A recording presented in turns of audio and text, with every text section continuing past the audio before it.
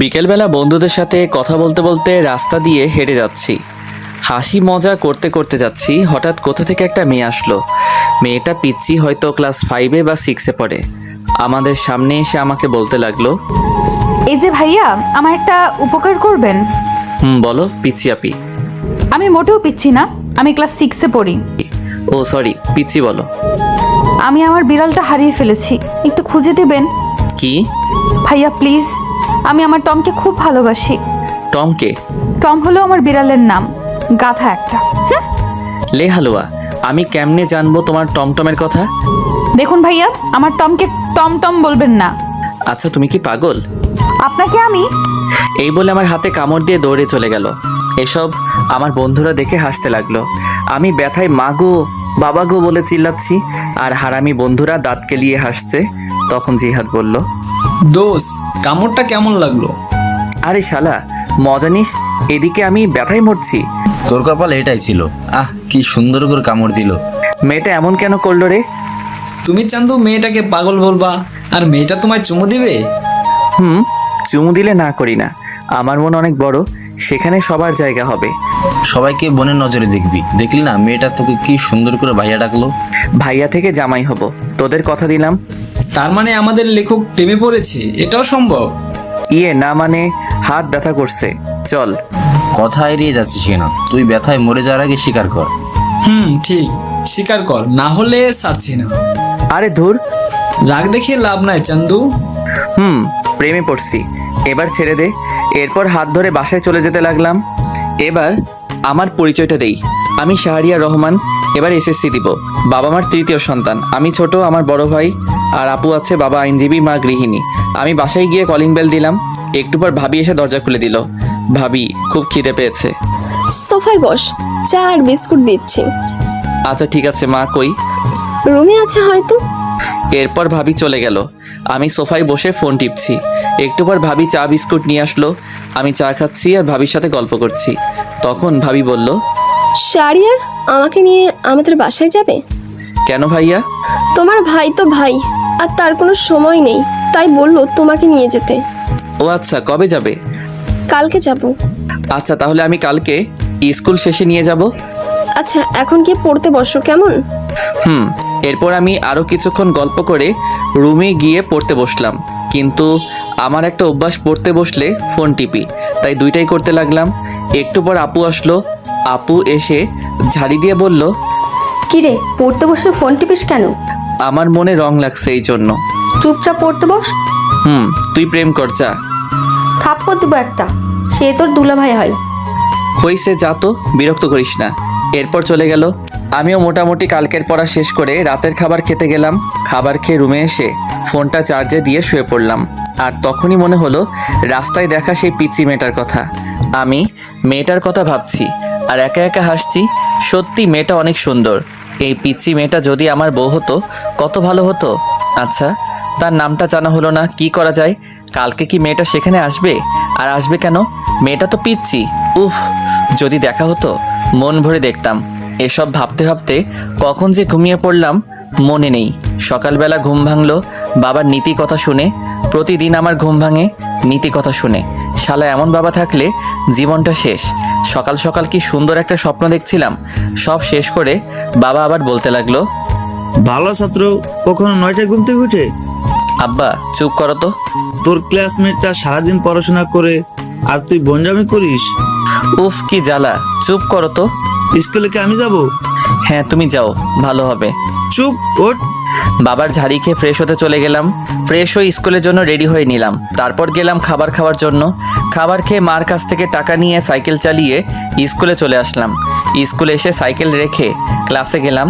ক্লাসে গিয়ে দেখি জিহাদ মেয়েদের সাথে কথা বলছে। আমাকে দেখে আমার কাছে আসলো আর বলল, দোষ, আমাকে ওরা একা পেয়ে চর দিছে। কি বলিস, তাই নাকি? রে। ওকে দাঁড়া দেখছি। এরপর আমি ব্যাগ রেখে তাদের কাছে গেলাম। আমি গিয়ে বললাম, কি হলো, জিহাদকে মারছো কেন? তাহলে আমাদের সাথে ফাজলামো করে কেন? কি করছে? আমাদের ব্যাগ দিয়ে বেঞ্চ পরিষ্কার করছে। তাই নাকি? এটা তো একটা ভালো কাজ। এই বলে আমিও তাদের ব্যাগ নিয়ে আমার জায়গা মুছে ব্যাগটা আবার তাদের কাছে ফিরিয়ে দিলাম। তারপর জিহাদকে বললাম, ব্যাগ যদি বাঁচাতে চাস তাহলে ব্যাগ নিয়ে ক্লাস থেকে চলে আয়। আমি হাসতে হাসতে চলে আসলাম বাহিরে, আর তখন দেখি শান্ত আসছে। শান্ত আমাদের দেখে বলল, কিরে কি হয়েছে? আমি সবটা বললাম। সব শুনে শান্ত হাসতে লাগলো, আর জিহাদ বলল, দোস্ত আজকে কাজটা ঠিক হয়েছে। চল ক্লাসে যাই, সময় হয়ে গেছে। চল। এরপর আমরা ক্লাসে চলে আসলাম। ক্লাসে এসে ক্লাস করতে লাগলাম। সবগুলো ক্লাস করে বের হলাম। বের হয়ে তিনজন রাস্তার এক পাশ দিয়ে সাইকেল চালিয়ে যাচ্ছি। হঠাৎ দেখতে পেলাম কালকের মেয়েটিকে। মেয়েটি হেঁটে হেঁটে বাসার দিকে যাচ্ছে হয়তো। আমি মেয়েটির কাছে গিয়ে সাইকেল ব্রেক করলাম, আর মেয়েটি বলল, আপনি কালকের ভাইয়াটা না? কোথায় যাচ্ছ? বাসার দিকে যাচ্ছি, দেখতে পাচ্ছেন না? না, আমি তো কানা। এটাই ঠিক, আপনি কানা। চলো তোমাকে এগিয়ে দেই। না লাগবে না, আপনি যান। আরে চলো তো। মেয়েটিকে এক প্রকার জোর করে সাইকেলে তুললাম। তারপর মেয়েটির সাথে কথা বলতে বলতে সাইকেল চালাতে লাগলাম। আচ্ছা, তোমাকে তো এই এলাকায় আগে দেখিনি। আমার বাবা এই জায়গায় বদলি হয়েছে তাই। ও, তোমার নাম কি? আমার নাম নুসরাত জাহান ঐশী। আপনার? মাশাআল্লাহ, খুব সুন্দর নাম, শাহরিয়া রহমান। আমাকে এখানে নামিয়ে দেন। আমি ঐশীকে নামিয়ে দিলাম আর বললাম, কালকে একই জায়গায় অপেক্ষায় থাকবো, আর বিকালে বের হব। আচ্ছা ঠিক আছে, আমি ছাদে আসবো। আল্লাহ হাফেজ। আল্লাহ হাফেজ। এরপর বিদায় দিয়ে মেয়েটা চলে গেল। আমি ঐশীর যাওয়ার দিকে চেয়ে আছি। হঠাৎ আমাকে শান্ত ধাক্কা দিয়ে বলল, এই যে লেখক চলে গেছে, এবার বাসার দিকে যাওয়া যাক। চলো। এরপর আমি বাসার দিকে যেতে লাগলাম, আর যেতে যেতে জিহাদ বলল, এত তাড়াতাড়ি সবকিছু কেমনে সম্ভব? আর এসব বাদ দে।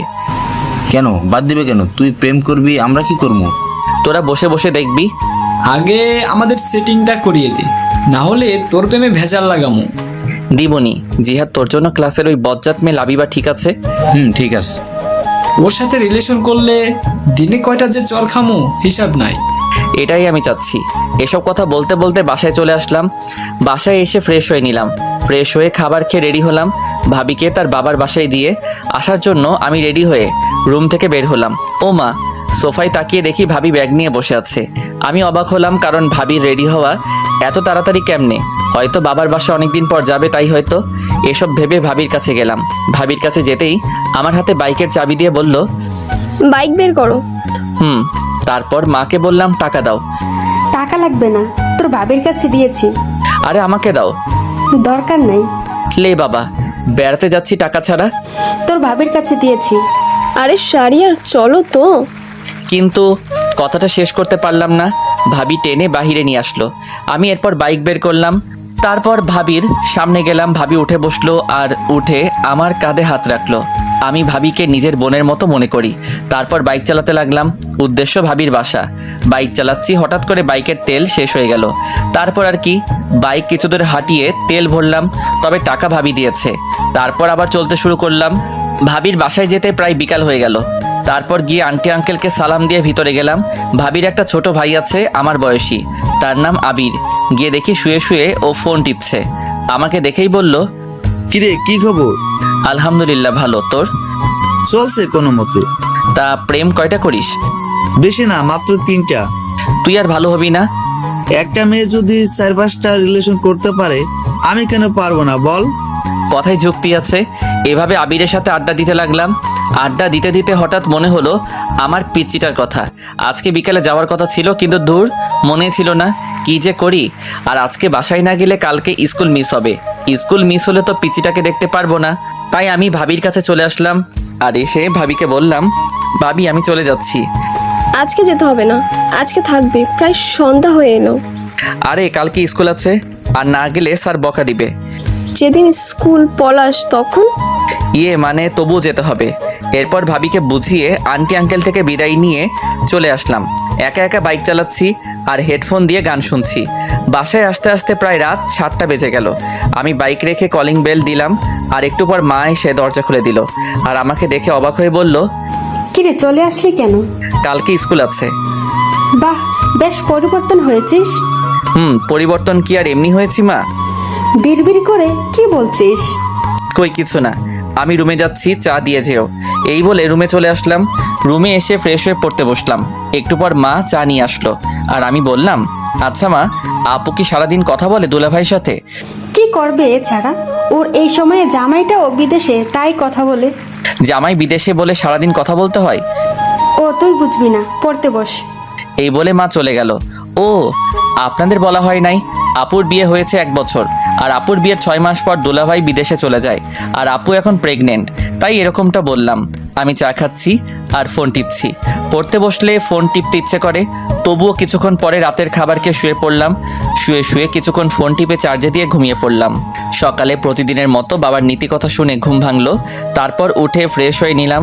ফ্রেশ হয়ে রেডি হয়ে খাবার খেতে গেলাম। খাবার খেয়ে বাইকটা বের করলাম, কারণ আজকে বাইক দিয়ে যাব, যেহেতু বাইকের চাবি আমার কাছে। আমি জিহাদকে কল দিয়ে বললাম মোড়ে দাঁড়াতে, শান্তকে নিয়ে। এরপর আমি মোড়ে আসলাম। মোড়ে এসে তাদের সাথে নিয়ে স্কুলে চলে আসলাম। স্কুলে এসে যথাক্রমে ক্লাস করতে লাগলাম। ক্লাস শেষ করে বের হলাম, আর আমি বললাম দোস্ত তোরা হেঁটে আয়, আমি তোর ভাবিকে বাসায় দিয়ে আসি। আচ্ছা, কিন্তু জিহাদ কই? আমি দূরে তাকিয়ে দেখি একটা মেয়ের সাথে কথা বলছে। আমি ডাক দিলাম। আমি ডাক দিতেই হেসে দিল। আমাদের বোঝার বাকি রইল না, জিহাদ পটানোর চেষ্টা করছে। আমি শান্তকে বললাম তুই জিহাদকে নিয়ে আয়, আমি যাচ্ছি। ঠিক আছে। এরপর আমি বিদায় দিয়ে চলে আসলাম ঐশীর স্কুলের সামনে। এসে দেখি ঐশী স্কুলের সামনের দোকান থেকে ফুচকা খাচ্ছে। আমি দূর থেকে ফুচকা খাওয়া দেখছি আর একা একা হাসছি। হঠাৎ 2টা ছেলে এসে প্লেট নিল আর ঐশীর হাত ধরতে লাগলো। আমি এটা দেখে বাইক নিয়ে ঐশীর সামনে গেলাম আর বললাম উঠো। ঐশী আমাকে দেখে হাসি দিল, তারপর উঠে বসলো। আমি ফুচকার টাকা দিয়ে চলে আসলাম। ছেলেগুলো আর কিছু বলল না। আমি একটা পার্কে নিয়ে আসলাম আর এসে একটা জায়গায় বসলাম। আর তখন ঐশী বলল কালকে বিকেলে আসেননি কেন? আসলে ভাবিকে নিয়ে তার বাবার বাসায় গিয়েছিলাম। ও আচ্ছা, আমাকে বাসার সামনে নামিয়ে দিয়ে আসেন, দেরি হলে মা বকা দিবে। আচ্ছা, কিছু খাবে? না, খাবো না। জানেন মা আমাকে বাসায় একটুও সময় দেয় না, বাবাও না, আমি একা। কেন, আমি আছি তো। আজকে আমি খুব ভয় পেয়েছিলাম। আমি থাকতে তোমার কিছু হবে না, ছায়া হয়ে পাশে থাকবো। আমার বন্ধু হবেন? কি মনে হয়? বন্ধু তাহলে। বাসায় তোমার আম্মু কি করে? সারাদিন ফোনে মিটিং নিয়ে থাকে আর আমাকে একটু একটু বকা দেয়। ও, চিন্তা করো না, তোমার ফোন আছে। আমার সময় কাটানোর জন্য বাবা আমাকে গেমস খেলার জন্য কিনে দিয়েছে। তোমার নাম্বারটা দিবা? নাম্বার তো মুখস্থ নাই। তাহলে আমারটা নাও। এই বলে আমি ব্যাগ থেকে কাগজ বের করে নাম্বারটা লিখে দিলাম। এরপর ঐশীকে নিয়ে তার বাসার সামনে নামিয়ে দিলাম। নামিয়ে দিয়ে বিদায় দিয়ে চলে আসলাম। আর আসার সময় বললাম কল দিতে। এরপর আমি জিহাদ আর শান্তর কাছে চলে আসলাম। আমি কিছু দূর আসতেই দেখি শান্ত আর জিহাদ হেঁটে হেঁটে এদিকে আসছে। আমি গিয়ে তাদের সামনে ব্রেক করলাম আর উঠতে বললাম। এরপর ওদের নিয়ে ঘুরতে লাগলাম। কিছুক্ষণ ঘুরে ওদের বাসায় নামিয়ে দিয়ে আমি আমার বাসায় চলে আসলাম। বাসায় এসে ফ্রেশ হয়ে খাবার খেয়ে বিছানায় শুয়ে পড়লাম। আর তখনই আমার ফোনে একটা কল আসলো। আমি ফোনটা বের করে দেখি অচেনা নাম্বার। আমি ফোন রিসিভ করলাম। ওপাশ থেকে বলল আমি ঐশী। ও তুমি? এতক্ষণ তোমার কথাই মনে করছিলাম। কেন? আমাকে তুমি করে না বললে কল কেটে দিব। আচ্ছা, তুমি করে বলবো। গুড। খেয়েছো? তুমি? জানো মা যেন কার সাথে কথা বলে। কার সাথে বলে তুমি জিজ্ঞেস করো নাই? করেছি, মা আমাকে বকা দিছে। থাক, আর জিজ্ঞেস করো না, তোমার সব কিছু আমাকে বলবা। আচ্ছা, তুমি কিন্তু আমি ছাড়ার কারোর সাথে কথা বলবে না। আচ্ছা, বলবো না। এখন একটু ঘুমাও। এখন ঘুমালে বিকালে উঠতে পারবো না। তাহলে? আমার সাথে কথা বলতে হবে। এই টাকা নেই তো। আমার এই নাম্বারে ইমো খোলা, কল দাও। আচ্ছা, দিচ্ছি। এরপর ঐশী আমার ইমোতে কল দিল আর আমি কথা বলতে লাগলাম। বিকাল পর্যন্ত কথা বললাম। মেয়েটা এত কথা বলতে পারে। এরপর বিকালে বের হলাম আর ফোন দিয়ে জিহাদ আর শান্তকে আসতে বললাম। আমি বের হলাম সাইকেল নিয়ে। তারপর জিহাদ আর শান্তকে নিয়ে ওদের বাসার সামনে আসলাম। আমি এসে কল দিলাম আর বললাম সাদে আসতে। একটু পর সাদে এসে কল দিল। আমি দূর থেকে দেখছি আর কথা বলছি। এইভাবে চলে 1টা বছর। আমি এসএসসি দিলাম আর মোটামুটি ভালো রেজাল্ট করলাম। আর এখন ঐশী এখন আমাকে ছাড়া কিছু বুঝে না, কিন্তু এখনো পর্যন্ত ভালোবাসি কথা বললো না। আমি নতুন কলেজে ভর্তি হলাম, 3জন একই কলেজে ভর্তি হলাম। আর আপুর একটা ছেলে হয়েছে আর ভাবিও প্রেগনেন্ট। এইভাবে চলছিল দিনকাল। একদিন আমি ফোন রেখে কলেজে চলে গিয়েছিলাম আর সবার সাথে আড্ডা দিয়ে বিকালবেলা বাসায় ফিরলাম। বাসায় ফিরে ফোন হাতে নিয়ে দেখি 78টা মিস কল। আমি সাথে সাথে কল দিলাম আর কল দিতেই কল ধরলো। ওপাশ থেকে কান্নার আওয়াজ আসছে। আমি বুঝতে পারলাম আমার পিচিটা কান্না করছে। এই তুমি আজকে স্কুলে আসলে না কেন? তোকে আমি সকালে কল দিয়েছি, ধরিস নাই কেন? আসলে ফোন রেখে কলেজে গিয়েছিলাম তাই। তোর উপর রাগ করে স্কুলে যাইনি। সরি, এই কানে ধরছি, আর হবে না। কিন্তু ঐশী কান্না করছেই, এবারের মতো ক্ষমা করো। আজকে আমার জন্মদিন, তাই আজকে আসবা তুমি। আচ্ছা ঠিক আছে। তোমার বন্ধুদের নিয়ে আসবে। এবার হাসো। হয়েছে, পাম দিতে হবে না। পাগলি একটা। এরপর তার সাথে কথা বলা শেষ করে বিকেলবেলা বের হলাম। তারপর জিহাদ আর শান্তকে আসতে বললাম আর ওদের নিয়ে মার্কেটে আসলাম। মার্কেটে এসে একটা উপহার কিনলাম, কিনে বের হলাম। তারপর বাইক নিয়ে চলে আসলাম। আমরা বাইক পার্ক করে ভিতরে গেলাম। গিয়ে দেখি ঐশী তার বান্ধবীদের সাথে কথা বলছে। আমাদের আসতে দেখে আমাদের কাছে আসলো আর এসে বলতে লাগলো, এত দেরি হলো কেন? আসলে রাস্তায় অনেক জ্যাম। হয়েছে, আর বলতে হবে না, চলো ভেতরে যাই। চলো। এরপর আমরা ভিতরে গেলাম। ঐশী তার মা বাবার সাথে পরিচয় করিয়ে দিল, কিন্তু আমি ওর মায়ের সাথে কথা বলে তেমন ভালো মানুষ মনে হলো না, একটু অহংকারী। ওর বাবা অনেক ভালো মানুষ, আমাদের সাথে বেশ আড্ডা দিতে লাগলো। এইভাবে চলে গেল বেশ কিছুক্ষণ। তারপর কেক কাটা হলো। কেক কাটার পর ঐশী সবাইকে কেক খাইয়ে দিল। যখন আমার কাছে আসলো তখন কানের কাছে এসে বলল, এখন কেক খান, পরে আপনার কপালে মায়ের আছে, সকালেরটা ভুলিনি। না মানে। এরপর ঐশী আমাকে কেক খাইয়ে দিল, তারপর চলে গেল। তারপর আমরা খাওয়া দাওয়া করলাম, সবাই চলে যেতে লাগলো বিদায় দিয়ে। তাই আমরাও চলে যাওয়ার জন্য আঙ্কেলের কাছ থেকে বিদায় দিলাম। বিদায় দিয়ে ঐশীর কাছে আসলাম। ঐশীর কাছে এসে বললাম, যাচ্ছি তাহলে। তখন আমাকে একটা নীরব জায়গায় টেনে নিয়ে আসলো আর এসে আমাকে কিল ঘুষি মারতে লাগলো। আমি এসব কাণ্ড দেখে একা একা হাসছি। আর কোনো দিন যদি দেখি আমার সাথে এমন করতে। আর করব না, এবার খুশি? খুশি, সাবধানে যেও। এরপর বিদায় দিয়ে চলে আসলাম। আমি জিহাদ আর শান্তকে তাদের বাসায় নামিয়ে দিয়ে আমি আমার বাসায় চলে আসলাম। বাসায় এসে ফ্রেশ হয়ে পড়তে বসলাম। পড়ছি তখনই ঐশী কল দিল। আমি ফোনটা রিসিভ করলাম। আসসালামু আলাইকুম। ওয়ালাইকুম আসসালাম। কি করো? এই তো পড়ছি, তুমি? আমিও পড়তে বসলাম। শোনো না, বলো। আমি না একজনকে ভালোবাসি। সাথে সাথে মনটা খারাপ হয়ে গেল, হাসি মুখটা মলিন হয়ে গেল। তখন আমি বললাম, ও ভালো তো। তুমি কালকে ওই জায়গায় আসবে। কলেজ শেষ করে সময় পেলে আসবো। আসতে হবে। আর শাড়িটা কিন্তু খুব সুন্দর হয়েছে। ধন্যবাদ। কালকে স্কুলে যাব না, বুঝলে? আচ্ছা ঠিক আছে। এরপর আরও কিছু কথা বলে ফোনটা রেখে দিলাম আর বলতে লাগলাম, আমি যে তোমায় বড্ড বেশি ভালোবাসি। কেন বুঝতে পারো না? আমার চোখের সামনে অন্য কারো হাত ধরে বলবে এটা আমার ভালোবাসার মানুষ। কালকে এই দৃশ্য আমার জন্য অপেক্ষা করছে না, আমি পারবো না তোমায় ছাড়া থাকতে। এই বলে নিজের হাত কেটে ফেললাম। নিজের হাত থেকে যতটা না ব্যথা অনুভব হচ্ছে তার চেয়ে বেশি কষ্ট হয়েছিল। মনে হচ্ছিল এখনই যদি মারা যেতাম হয়তো সব কিছু ঠিক হতো, এটাই ভালো হতো। হঠাৎ মনে হলো কেউ আসছে আমার রুমে। আমি তাড়াতাড়ি করে রুম থেকে ব্যান্ডেজ নিয়ে ওয়াশরুমে চলে গেলাম। ওয়াশরুমে গিয়ে ব্যান্ডেজ করে বের হলাম।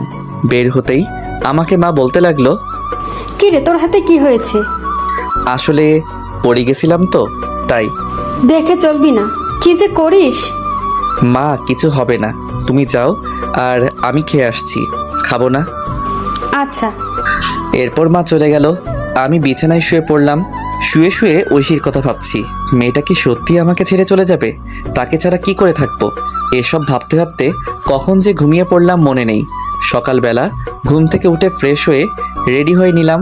তারপর অল্প খাবার খেয়ে কলেজে চলে আসলাম। আসলে সব কিছু করছি আগের মতো, কিন্তু ওই যে মন ভালো না থাকলে কিছু ভালো লাগে না। কলেজে গিয়ে চুপচাপ বসে আছি আর সবার সাথে হাসি মুখে কথা বলছি। এভাবে কলেজের ক্লাস শেষ করে বন্ধুদের সাথে করে নিয়ে সেই জায়গায় চলে আসলাম। আসতে অনেকটা দেরি হয়েছে। আমি এসে দেখি একটা পিচ্চি মেয়ে শাড়ি পরে বসে আছে। আমি ভালো করে দেখলাম এটা আমারই পিচ্চি। পাগলিটাকে আজ খুব সুন্দর লাগছে। কাজল কালো দুটি চোখ, পাতলা দুটি ঠোঁটে হালকা লিপস্টিক আর হাতে কাচের চুড়ি, দেখতে বউ বউ লাগছে। আমি কাছে গেলাম। আমি যেতেই আমার থেকে মুখ ঘুরিয়ে বসে পড়ল। এসব আমার বন্ধুরা দেখে হাসতে হাসতে অন্য পাশে চলে গেল। আমি ঐশীর সামনে গিয়ে বললাম, এই কলেজে ক্লাস ছিল। তোর হাতে কি হয়েছে? হাতে ব্যান্ডেজ কেন? মানে কেটে গেছে। আমার তো কাটা মনে হচ্ছে না, অন্য কিছু মনে হচ্ছে। আরে বাদ দাও, তোমার ভালোবাসার মানুষটা কই? কুত্তা, তুই বুঝতে পারিস না আমি তোকে ভালোবাসি? এই বলে আমাকে জড়িয়ে ধরলো শক্ত করে। আমিও শক্ত করে জড়িয়ে ধরলাম। আমি জানি তুমি আমার জন্য পাগলামি করছো। তুমি কি করে বুঝতে পারলে? হার্টে কানেক্টেড, বুঝলে? বুঝতে পারছি, এবার ছাড়ো। না, আর একটু। এটা পার্ক কিন্তু। তখন জিহাদ বলতে লাগলো, সবাই ফ্রিতে সিনেমা দেখছে। আমি কথাটা শুনে ছেড়ে দিলাম। আর ঐশী বলল, আমার চকলেট কই? মনে নেই, কি? যাওয়ার সময় কিনে দিব। এবার খুশি? এবার চলো একটু ঘুরবো। এরপর জিহাদ আর শান্ত চলে গেল। তাদের নাকি বাসায় কাজ আছে। আমি ঐশীকে নিয়ে বিকাল পর্যন্ত ঘুরে তাকে একটা রিকশায় তুলে দিয়ে বাসায় চলে আসলাম। বাসায় এসে আপু ঝাড়ি দিতে শুরু করলো। কলেজ কি মাত্র শেষ হলো? আড্ডা দিছি। এত আড্ডা কিসের? আমি কোনো কথা না বলে রুমে গিয়ে ফ্রেশ হয়ে নিলাম। তারপর মাকে বললাম খাবার দিতে। এরপর আমি খাবার খেয়ে ছাদে এসে ঐশীকে কল দিলাম। কল হতেই কল ধরলো। আমি ঐশীর সাথে কথা বলতে লাগলাম। এভাবে চলছিল আমাদের দুষ্টু মিষ্টি ভালোবাসা। 2 বছর পর আমি ইন্টার পরীক্ষা দিয়ে বেকার বসে আছি, আর ওদিকে ঐশী এবার ক্লাস 9-এ উঠেছে। তাই সারাদিন ঐশীর সাথে কথা বলি। একদিন রাতে ঘুমিয়ে আছি, হঠাৎ আমার ফোনে কল আসলো। আমি ফোনটা হাতে নিয়ে দেখি ঐশী ফোন দিয়েছে। আমি ঘুম ঘুম চোখে রিসিভ করলাম। রিসিভ করতেই ওপাশ থেকে কান্নার শব্দ ভেসে আসলো। আমি কান্নার শব্দ পেয়ে বিছানা থেকে উঠে বসলাম আর বলতে লাগলাম, এই কান্না করছো কেন? আমাকে বাঁচাও, আমার মা বাবা আমাকে মেরে ফেলবে। মানে কি বলো? তুমি এখন কোথায়? আমি এখন এই জায়গায় লুকিয়ে বসে আছি, বাবা মা আমাকে খুঁজছে। আমি এখনই আসছি। এই বলে আমি ফোন কেটে দিয়ে রেডি হয়ে সাইকেল নিয়ে চলে আসলাম। এসে সেই জায়গায় আসলাম, আর আমাকে দেখে ঐশী আমার সাইকেলে উঠে বসলো আর বলতে লাগলো, তাড়াতাড়ি চলো। আমি তাড়াতাড়ি সাইকেল চালাতে লাগলাম। তখন একবার পিছনে তাকিয়ে দেখি একটা গাড়ি জোরে আমাদের দিকে আসতে লাগলো। আর তখন ঐশী বলতে লাগলো, এই তারা এসে পড়লো, তাড়াতাড়ি যাও। আমি সাইকেল জোরে চালাতে লাগলাম আর সোজা স্টেশনে আসলাম। দেখি একটা ট্রেন ছেড়ে যাচ্ছে। আমি সাইকেল থেকে নেমে ঐশীকে নিয়ে চলন্ত ট্রেনে উঠে পড়লাম। আর তাকিয়ে দেখি ঐশীর বাবা মা গাড়ি থেকে নেমে বলতে লাগলো, দেখ মেয়েটা চলে গেল, এবার সবকিছু পুলিশকে না বললেই হয়। এদিকে আমি ট্রেনে উঠে হাঁপাতে লাগলাম আর ঐশীও হাঁপাতে লাগলো। আমি ট্রেনের ভিতরে গেলাম আর একটা ফাঁকা জায়গা দেখে ঐশীকে নিয়ে বসে পড়লাম। অনেকক্ষণ চুপ থাকার পর আমি বললাম, কি হয়েছে আমাকে সব বলো। শুরু তাহলে। বাবা মা রাতের বেলায় আলোচনা করছিল। আমি তোমার সাথে কথা বলে পানি খাওয়ার জন্য টেবিলে আসলাম। তারপর পানি খেয়ে যখন বাবা মায়ের রুমের সামনে দিয়ে যাচ্ছিলাম, তখন কিছু কথা কানে আসে। কথাগুলো এমন ছিল, ওরা নাকি আমার কাকা কাকি। আমার যখন 1 বছর ছিল তখন নাকি আমার বাবা মা মারা যায় অ্যাক্সিডেন্টে। আর আমার বাবার সব সম্পত্তি আমার নামে হওয়ায় আমার কাকা কাকি আমাকে লালন পালন করছে। আর কালকে নাকি আমাকে জোর করে দলিলে সাইন করাবে, আর সাইন না করলে মেরে ফেলতে পারে। পরে আমি এসব শুনে ফোন নিয়ে আর ব্যাগ গুছিয়ে লুকিয়ে বাইরে এসে তোমাকে কল দিলাম। ও আচ্ছা, কিন্তু আমি তো কিছু নিয়ে আসি নাই, আর এখন তো তোমাকে নিয়ে চিন্তা হচ্ছে। আমার বাসা থেকে 10,000 টাকা আর কিছু আমার অলংকার নিয়ে আসছি। তার মানে আমরা পালিয়ে যাচ্ছি? যেটা মনে করো। আচ্ছা, কি আর করার। তখনই একটা লোক এসে ট্রেনের টিকিট দেখতে চাইলো, কিন্তু আমাদের কাছে তো টিকিট নেই, তাই ভাড়া দিলাম আর সাথে জরিমানাও দিলাম। এরপর লোকটা আমাদের হাতে টিকিট দিয়ে চলে গেল আর বলে গেল কেউ আসলে এটা দেখাতে। আমিও বিদায় দিলাম।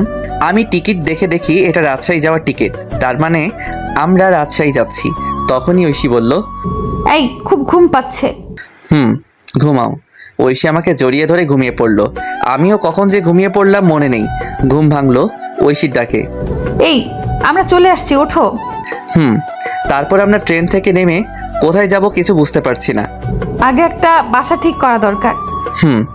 তারপর স্টেশন থেকে বেরিয়ে এক পাশ দিয়ে হাঁটতে লাগলাম। হঠাৎ চোখ পড়লো একটা লিফলেটের উপর লেখা বাসা ভাড়া দেওয়া হবে। আমি লিফলেটের নিচে থাকা নাম্বারে কল দিলাম। কিছুক্ষণ কল হতেই কল ধরলো। আসসালামু আলাইকুম। ওয়ালাইকুম আসসালাম। জি, বাসা ভাড়ার জন্য ফোন দিলাম। ও, বিবাহিত ছাড়া ভাড়া দেওয়া হয় না? জি, আমরা বিবাহিত। তাহলে এখন তো সকাল 7টা বাজে, আপনি 10টায় আসেন আর সাথে করে বিয়ের কাবিননামা নিয়ে আসবেন। জি আচ্ছা, ধন্যবাদ আপনাকে। এরপর ফোন কেটে দিলাম। ফোন কেটে দিয়ে ঐশীকে বললাম বিয়ে করা লাগবে। চলো কাজী অফিসে। আরে সাক্ষী লাগবে না, টাকা দিলে সব হয়, চলো তো। এরপর একজনকে জিজ্ঞেস করে কাজী অফিসের দিকে যেতে লাগলাম। তারপর পৌঁছে গেলাম। গিয়ে দেখি আমাদের মতো আরও এক কাপল বিয়ে করার জন্য আসছে। আমাদের দেখে ওখানের ছেলে বলল, ভাই কি বিয়ে করবেন? ভাই কেন? আপনি আমার বিয়ের সাক্ষী হয়ে যান আর আমি আপনারটা। আচ্ছা। কাজীকে বুঝতে দেবেন না আমাদের মধ্যে পরিচয় নেই, না হলে বেশি টাকা চাইবে। ওকে। এরপর আমরা ভিতরে গেলাম। ভিতরে গিয়ে একে একে বিয়েটা সেরে ফেললাম। বিয়ে শেষ করে প্রমাণস্বরূপ ফোনে পিক তুলে নিলাম। তারপর বিদায় দিয়ে আমরা আমাদের মতো চলে আসলাম। আর তখন ঐশী বলল, এই খুব খিদে পেয়েছে। আমারও খুব খিদে পেয়েছে, চলো আমরা একটা রেস্টুরেন্টে আসলাম আর সকালে নাস্তা করে সেই লোকের দেওয়া ঠিকানায় চলে আসলাম। আর এসে লোকটাকে আবার কল দিলাম, আঙ্কেল আমি আপনার বাসার সামনে দাঁড়িয়ে আছি। আচ্ছা দাঁড়াও, আসছি। একটু পর একটা লোক আসলো।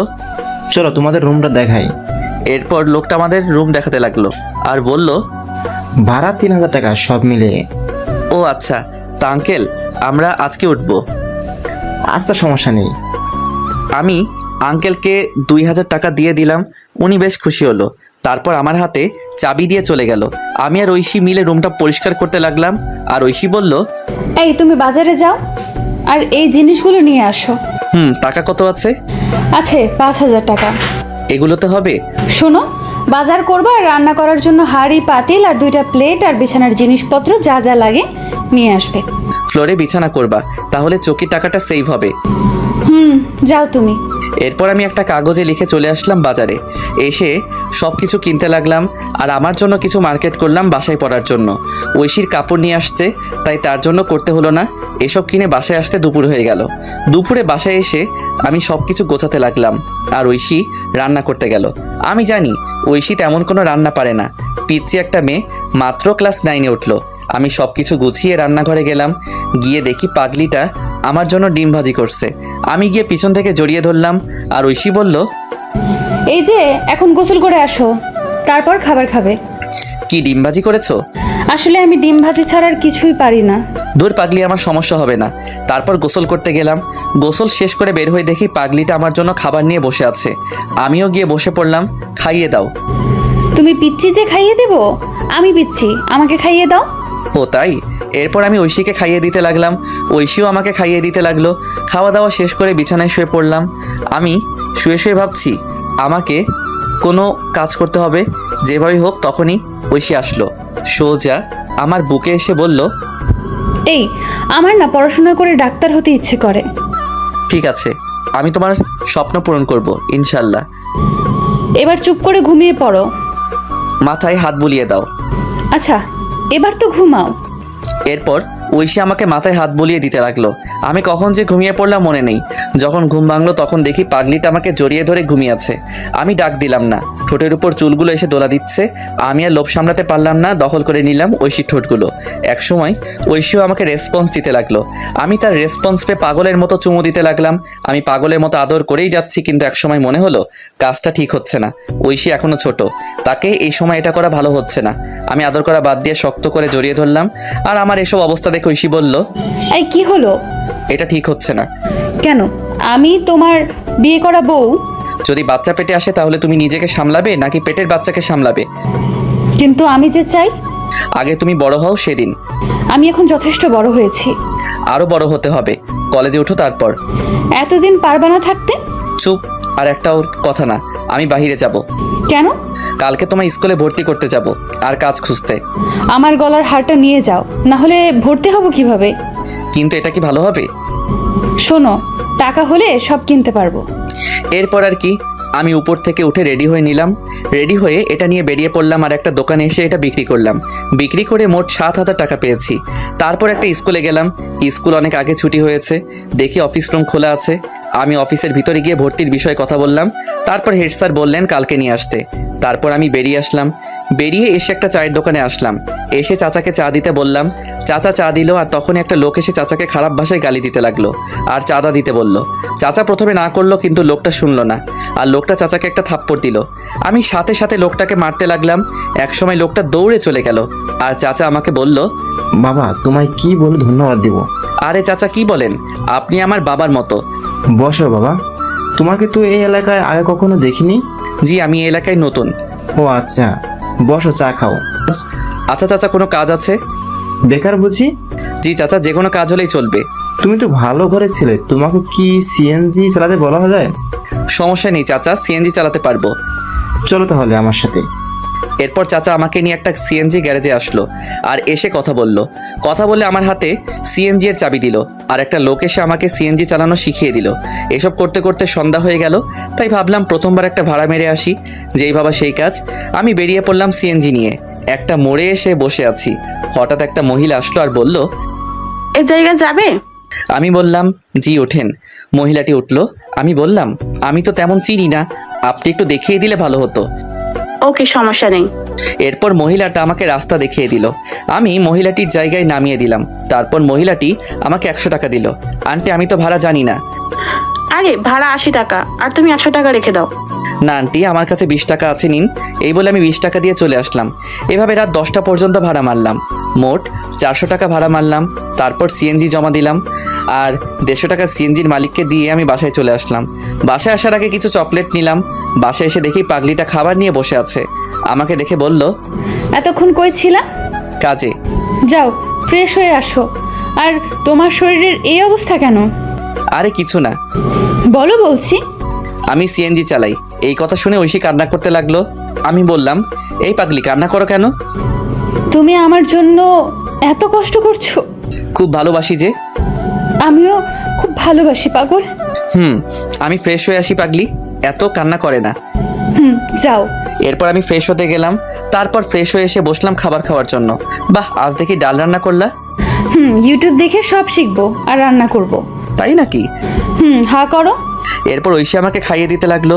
আমিও খাইয়ে দিলাম। তারপর খাবার খেয়ে শুয়ে শুয়ে ফোন টিপছে, আর একটু পর ঐশী আমার বুকে আসলো আর বলল, এই যে আজকে কিন্তু বাসর রাত। জি ম্যাডাম। আদর দাও। না, আগে তোমার বয়স 18 হোক। উফ, যাও, লাগবে না। এই বলে বুক থেকে নেমে ওদিকে ফিরে শুয়ে পড়লো। আমি ফোনটা রেখে পিছন থেকে জড়িয়ে ধরলাম, আর জড়িয়ে ধরতেই কেঁপে উঠলো। আমি তাকে আমার দিকে ফিরিয়ে ঠোঁটে আলতো করে চুমু দিলাম। আমার না অন্য কিছু চাই। ঘুমাও, তোমার শরীরের ক্ষতি হবে। ও মা, তাই? এই বলে আমার কপালে চুমু দিয়ে আমাকে জড়িয়ে ধরে ঘুমিয়ে পড়লো। আমিও পাগলিটাকে জড়িয়ে ধরে ঘুমিয়ে পড়লাম। সকালবেলা ঘুম ভাঙলো। পাগলিটা ডাক শুনে আমি উঠে ফ্রেশ হয়ে রেডি হয়ে নিলাম। তারপর রেডি হয়ে নিলাম, ঐশীও রেডি হয়ে নিল। তারপর দুজনে খাবার খেয়ে বের হলাম। বের হয়ে একটা রিক্সা নিয়ে স্কুলের উদ্দেশ্যে রওনা দিলাম। কিছুক্ষণ পর স্কুলে পৌঁছে গেলাম। তারপর স্কুলে ঐশীকে ভর্তি করে দিলাম। ঐশীকে স্কুলে ভর্তি করে বিদায় দিয়ে চলে আসলাম। আর আসার সময় বলে আসলাম আমি নিতে আসবো। তারপর আমি এসে সিএনজি নিয়ে বের হলাম। একটা কলেজের সামনে আসলাম। আমি সিএনজি রেখে ভিতরে গেলাম। ভিতরে গিয়ে সোজা অফিসে চলে আসলাম। এসে বললাম, স্যার আসতে পারি? আসো। আমি ভিতরে গেলাম আর বললাম, স্যার কলেজে ভর্তি হতে আসছি। কাগজপত্র নিয়ে আসতো? জি স্যার, এই নিন। স্যার কাগজপত্র দেখতে লাগলো, আর আমি আসার সময় কাগজপত্র নিয়ে আসছিলাম। তারপর সব কাজ শেষ করলাম। স্যার বললেন কাল থেকে কলেজে আসতে। আমি বাহিরে এসে কিছুক্ষণ সিএনজি চালিয়ে সিএনজিটা রেখে রিক্সা করে ঐশীকে আনতে গেলাম। ঐশীকে বাসায় রেখে আমি আবার সিএনজি চালাতে লাগলাম। সন্ধ্যা পর্যন্ত সিএনজি চালিয়ে বাসায় চলে আসলাম। বাসায় এসে ফ্রেশ হয়ে ঐশীকে বললাম কফি দিতে। আমি বিছানায় বসে পড়তে লাগলাম। ঐশী একটু পর কফি নিয়ে আসলো। আমি বললাম, নতুন স্কুল কেমন লাগলো? অনেক ভালো লাগছে, 2টা বান্ধবী পেয়েছি। ও আচ্ছা, এখন পড়তে বসো। তুমি কলেজে ভর্তি হয়েছো? কালকে থেকে কলেজে যাব। আচ্ছা। এরপর আমি পড়তে লাগলাম, আর ঐশীও পড়তে লাগলো। পড়াশোনা শেষ করে খাবার খেয়ে ঘুমিয়ে পড়লাম। সকালে উঠে আমি ঐশীকে স্কুলে দিয়ে আমি কলেজে চলে আসলাম। কলেজে এসে একজনকে জিজ্ঞেস করে ক্লাসে গেলাম। ক্লাসে পিছনের বেঞ্চে বসে আছি। হঠাৎ একটা ছেলে আসলো আর আমার সাথে বসে পড়লো, আর আমাকে বলল, হাই, আমি সাকিব, আমরা কি বন্ধু হতে পারি? হাই, আমি শাহরিয়ার রহমান।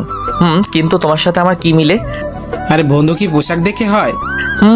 তবু আজকের যে সমাজ। আরে বাদ দাও, আজ থেকে আমরা তুমি করে বলবো। আচ্ছা। এরপর সাকিবের সাথে আড্ডা দিতে লাগলাম। একটু পর স্যার আসলেন। আমরা ক্লাস করতে লাগলাম। ক্লাস শেষ করে সাকিবকে নিয়ে বাইরে আসলাম। আড্ডা দেই চলো। না রে, বাসায় কাজ আছে। আচ্ছা যা তাহলে। ওকে। তারপর আমি চলে আসলাম। ঐশীর স্কুলে এসে দেখি আমার জন্য বসে আছে। আমি যেতেই মুখ ঘুরিয়ে বসলো, আর আমি গিয়ে পাশে বসলাম। এই যে সরি, ক্লাসে ছিলাম। তাই বলে এত দেরি? আচ্ছা, আর হবে না, এবার চলো। ফুচকা খাবো। আচ্ছা চলো। এরপর ঐশীকে নিয়ে একটা ফুচকার দোকানে আসলাম। এসে দুজন মিলে ফুচকা খেলাম। তারপর রিক্সা নিয়ে বাসায় চলে আসলাম। বাসায় এসে ফ্রেশ হয়ে খাওয়া দাওয়া করে বের হয়ে পড়লাম। আমি এসে সিএনজি চালাতে লাগলাম। রাত 10টা পর্যন্ত সিএনজি চালিয়ে বাসায় চলে আসলাম।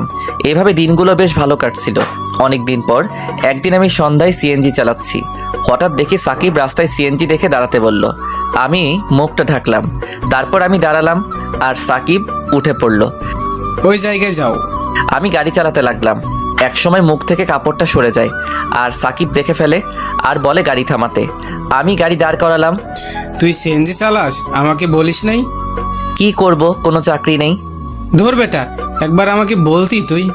চুপ করে আছি। তুই কালকে এই জায়গায় যাবি, চাকরি হয়ে যাবে। কিন্তু কলেজ? কলেজের সব নোট আমি দিব, চিন্তা করিস না। আর তোর নাম্বার দে। আচ্ছা। এরপর আমি আমার নাম্বারটা দিলাম আর বিদায় দিয়ে চলে আসলাম। আমি তবুও রাত 10টা পর্যন্ত সিএনজি চালিয়ে বাসায় চলে আসলাম। বাসায় এসে ফ্রেশ হয়ে ঐশীর কাছে গেলাম। দেখি রান্নাঘরে কাজ করছে। আমি ঐশীকে পিছন থেকে জড়িয়ে ধরে বললাম, এই কি করো? এই তো কাজ করি। খিদে পেয়েছে? যাও বসো, আমি আসছি। আচ্ছা। আমি বসে আছি, একটু পর ঐশী খাবার নিয়ে আসলো। আমি ঐশীকে খাইয়ে দিলাম আর সেও আমাকে খাবার খাইয়ে দিল। তারপর খাবার খেয়ে বিছানায় শুয়ে পড়লাম। শুয়ে শুয়ে ভাবছি চাকরিটা যদি হয় তাহলে একটু ভালো করে চলতে পারবো। প্রতিদিন এত কষ্ট আর ভালো লাগে না।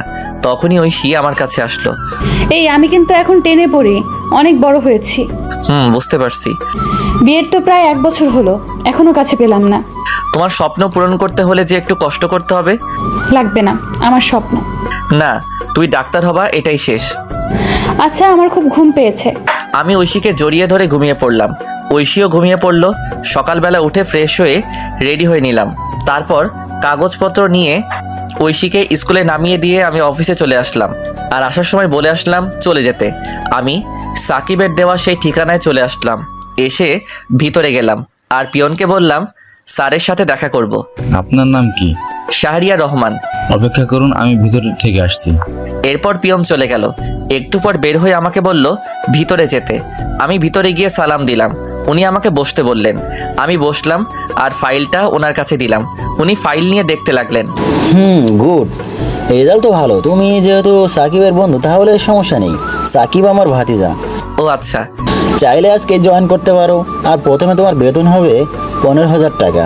ধন্যবাদ স্যার, আপনি খুব বড় উপকার করলেন। ধন্যবাদ দেওয়ার কিছু নেই। আমি রাফিকে সব বলে দিচ্ছি, সে তোমায় কাজ বুঝিয়ে দিবে। আচ্ছা স্যার। এরপর স্যার পিয়নকে ডাক দিয়ে বলল রাফাকে ডাক দিতে।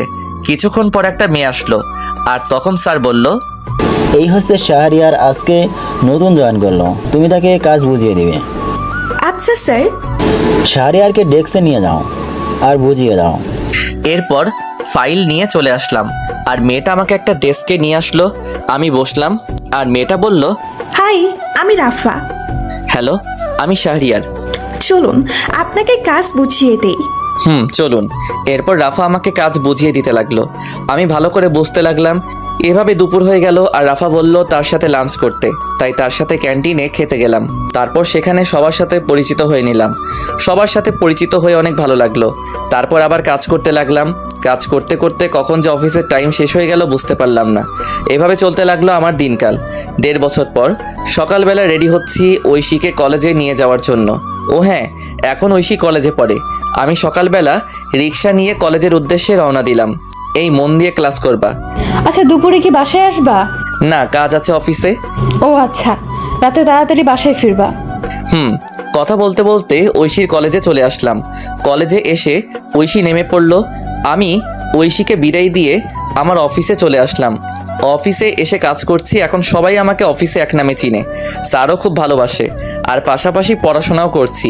এসব করতে করতে বাড়ির কথা প্রায় ভুলেই গিয়েছিলাম, কারণ আমি জানি আমাকে কখনো বাবা মা ক্ষমা করবে না। আমিও সিম পাল্টে ফেলেছিলাম। অফিসে কাজ করছি, তখন পিয়ন আসলো আর আমাকে বলল, স্যার বলেছে লাঞ্চের পর ওনার সাথে মিটিংয়ে যেতে। আচ্ছা ঠিক আছে। তারপর পিয়ন মামা চলে গেল। আবার দেখি রাফা আসলো আর এসে বলল, এই যে মিস্টার, হ্যাঁ নানু। আপনার পিচ্চি বউ কেমন আছে? ভালো আছে। এবার তোর জামাইয়ের খবর কি? ভালো। বসো, চা খাও। আজকে আমার তেমন কাজ নেই। তাই নাকি? তাহলে এগুলো করতে থাকো। হালা, আমি আসলাম ফ্রি হয়ে আড্ডা দিতে আর তুই আমার হাতে ফাইল দিচ্ছিস। আরে করো না, হাজার হোক আমি তোর 2 নাম্বার জামাই। আহারে কি শখ। গো। তোর না স্যারের সাথে মিটিংয়ে যাওয়ার কথা? দুপুরের পর। গুড। তারপর বল, ভাতিজি কবে দেখবো? আরে সবই তো জানিস, ও এখনো পিচ্ছি। শালা, লাগতে দিমু। কলেজে পড়ে আর এখনো পিচ্ছি, তাই না? তবু যদি ক্ষতি হয়? আজকে রাতে বাসুরটা সেরে নে। আমি তো নতুন, তাই তোর বাসর ঘরে ভিডিওটা দিস, শিখতে পারবো। হালা লুচ্চা, কাজ কর। তুই আবার লজ্জা পাস? জানতাম না। ভাই মাপ চাই, কাজ কর। এরপর কাজ করতে লাগলাম, আর কাজ করতে করতে লাঞ্চের টাইম হয়ে গেল। আমি খাবার খেয়ে একটু রেস্ট নিয়ে গাড়ি বের করলাম। একটু পর স্যার আসলো, তারপর আমি যেতে লাগলাম। রাস্তাটা একটা পার্কের পাশ দিয়ে। আমি নিজের মতো করে ড্রাইভ করছি। হঠাৎ একপাশে চোখ পড়লো, দেখি ঐশী একটা ছেলের সাথে পার্কের বেঞ্চে বসে আছে। আমি এটা দেখে গাড়ি ব্রেক করলাম, আর গাড়ি ব্রেক করতেই স্যার বলে উঠলো, শাহরিয়ার কোনো সমস্যা? না স্যার। যাও তাহলে, দেরি হয়ে যাচ্ছে। আমি এটা দেখে নিশ্চুপ হয়ে গেলাম। এতক্ষণ হাসি খুশি ছেলেটা এখন চুপচাপ হয়ে গেল। নিজের প্রিয় মানুষকে অন্যের পাশে দেখবো সেটা কখনোই ভাবতে পারিনি। ওইদিকে ঐশী, আচ্ছা সানি, আমরা তো বন্ধু তাই না? আর শোনো, তোমায় কিছু কথা বলবো। বলো। তোমার সাথে কি শাহরিয়ার ভাইকে মিলে তোমার চেয়ে কত বছর বড়, আর তুমি যদি ডাক্তার হও তাহলে কি তোমার সাথে যায়?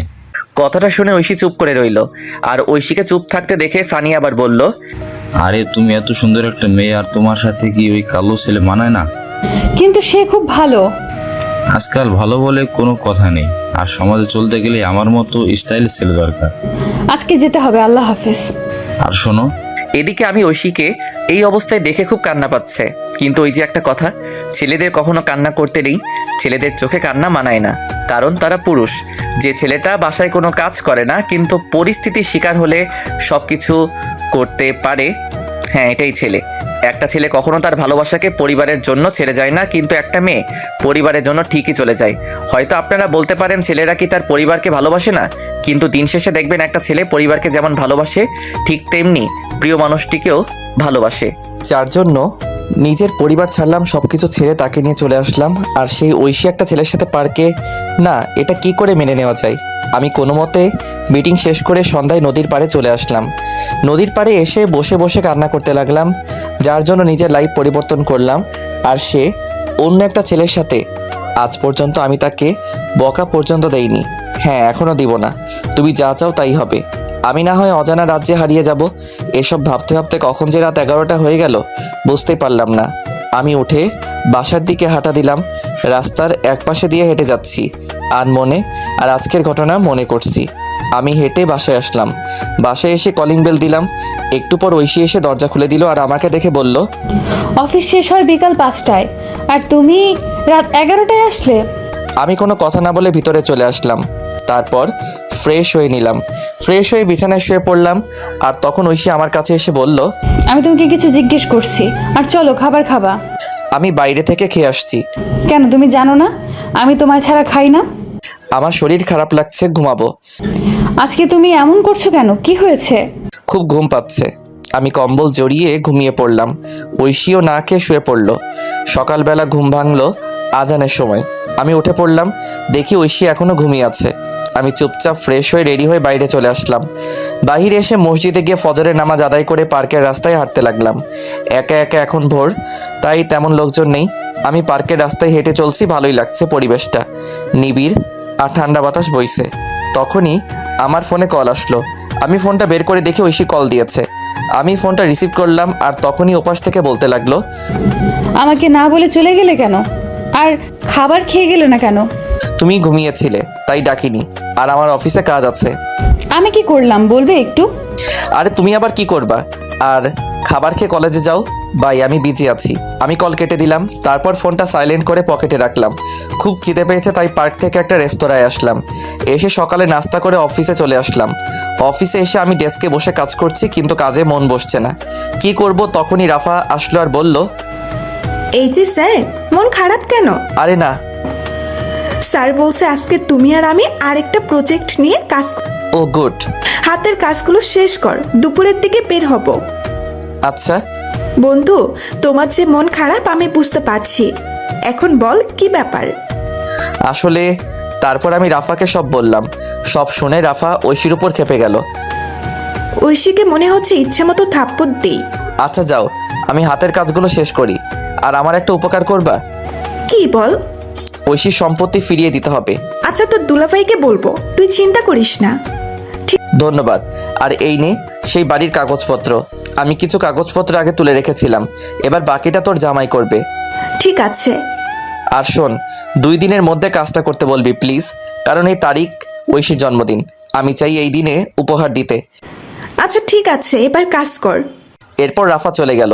ও আপনাদের বলা হয়নি, রাফার হাজবেন্ড পুলিশ, তাই কাজটা করতে বেশি সমস্যা হবে না। আমি কাজ করতে লাগলাম। কাজ করতে করতে দুপুর হয়ে গেল। তারপর ক্যান্টিন থেকে কিছু খেয়ে অফিসের গাড়ি নিয়ে বের হলাম আমি আর রাফা। আমি গাড়ি ড্রাইভ করছি আর তখন রাফা বলল, দোস্ত, ঐশীর কলেজের সামনে দিয়ে যা। কেন? অনেকদিন দেখি না, যা। কিন্তু ভাই প্লিজ। এরপর আমি গাড়িটা কলেজের সামনে দিয়ে নিয়ে যেতে লাগলাম। তারপর আমরা যেতেই দেখি কলেজ ছুটি হয়েছে। আমি গাড়িটা একটু দূরে দাঁড় করালাম।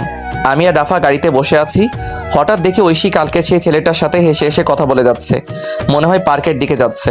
আমি রাফার দিকে তাকালাম, দেখি মাথা নিচু করে আছে আর আমাকে বলল, দোস্ত, আমি বুঝতে পারিনি রে। আরে ধুর, বাদ দে। চল, আমাদের দেরি হয়ে যাচ্ছে, এই বিষয় নিয়ে পরে কথা বলবো। এরপর আমি আমাদের কাজের উদ্দেশ্যে যেতে লাগলাম। ওদিকে ঐশী আর সানি হেঁটে হেঁটে পার্কে চলে গেল। পার্কে তারা একটা জায়গায় বসলো। আর তখন সানি বলল, একটা কথা বলবো। বলো। আমি তোমায় খুব ভালোবাসি। কিন্তু এটা হয় না। তুমি আমার কাছে চলে আসো। আর শাহরের মনে হয়তো বাবার সম্পত্তির জন্য এমন করেছে। না, কিন্তু চলো দুজন মিলে শুরু থেকে শুরু করি। আমাকে সময় দাও কয়েকদিন। আচ্ছা শোনো, আমি তোমাদের জন্য ডিভোর্স লেটার তৈরি করব। আমার কাকা উকিল। এত তাড়াতাড়ি না, আমি বললে তারপর। আচ্ছা চলো, তোমাকে এগিয়ে দিয়ে আসি। না লাগবে না, আমি রিক্সা নিয়ে চলে যাব। ঠিক আছে। এদিকে আমি মিটিংয়ে বসলাম। মিটিং শেষ হলো বিকালে। তারপর আরও কিছু কাজ করে সন্ধ্যাবেলায় অফিসে আসলাম। তারপর কাগজগুলো রেখে স্যারের রুমে গেলাম। স্যার আসবো? আসো, তোমার জন্য অপেক্ষা করছি। আমি গিয়ে ফাইল জমা দিলাম আর স্যার দেখতে লাগলো। কিছুক্ষণ পর স্যার বলল, গুড, তোমার জন্য আমাদের কোম্পানি কাজটা পেয়েছে। স্যার এই কোম্পানির আরেকটা শাখা আছে না? আছে, এটা তো রাঙামাটি। কেন? স্যার আমাকে ট্রান্সফার করে দিন রাঙামাটি প্লিজ। কিন্তু কেন? স্যার এমনি, ওখানে একা থাকতে চাই, প্লিজ স্যার। আচ্ছা ঠিক আছে, আমি তোমাকে এই অফিসের ম্যানেজার হিসেবে পাঠাচ্ছি। আর ওখানে একটা লোক দরকার। স্যার সাকিব কবে দেশে আসবে? আরও নাকি 2 বছর থাকবে। ও আচ্ছা স্যার, আমি 2 দিন পর যাব, আপনি ব্যবস্থা করে দিন। আচ্ছা, তোমার ম্যাডাম কিন্তু যেতে বলেছে, সবসময় তোমার কথাই বলে। স্যার যাওয়ার আগে দেখা করে যাব, চলুন বাসার দিকে যাই। চলো। এরপর স্যারকে নিয়ে বাসার উদ্দেশ্যে রওনা দিলাম। ড্রাইভার আমাকে আমার বাসার সামনে নামিয়ে দিয়ে স্যারকে নিয়ে চলে গেল। আমিও চলে আসলাম বাসায়। বাসায় এসে কলিং বেল দিলাম। একটু পর ঐশী এসে দরজা খুলে দিল। আমি কোনো কথা না বলে ফ্রেশ হতে চলে গেলাম। আমি ফ্রেশ হয়ে এসে দেখি ঐশী দাঁড়িয়ে আছে। তাকিয়ে দেখি প্রচুর রেগে আছে।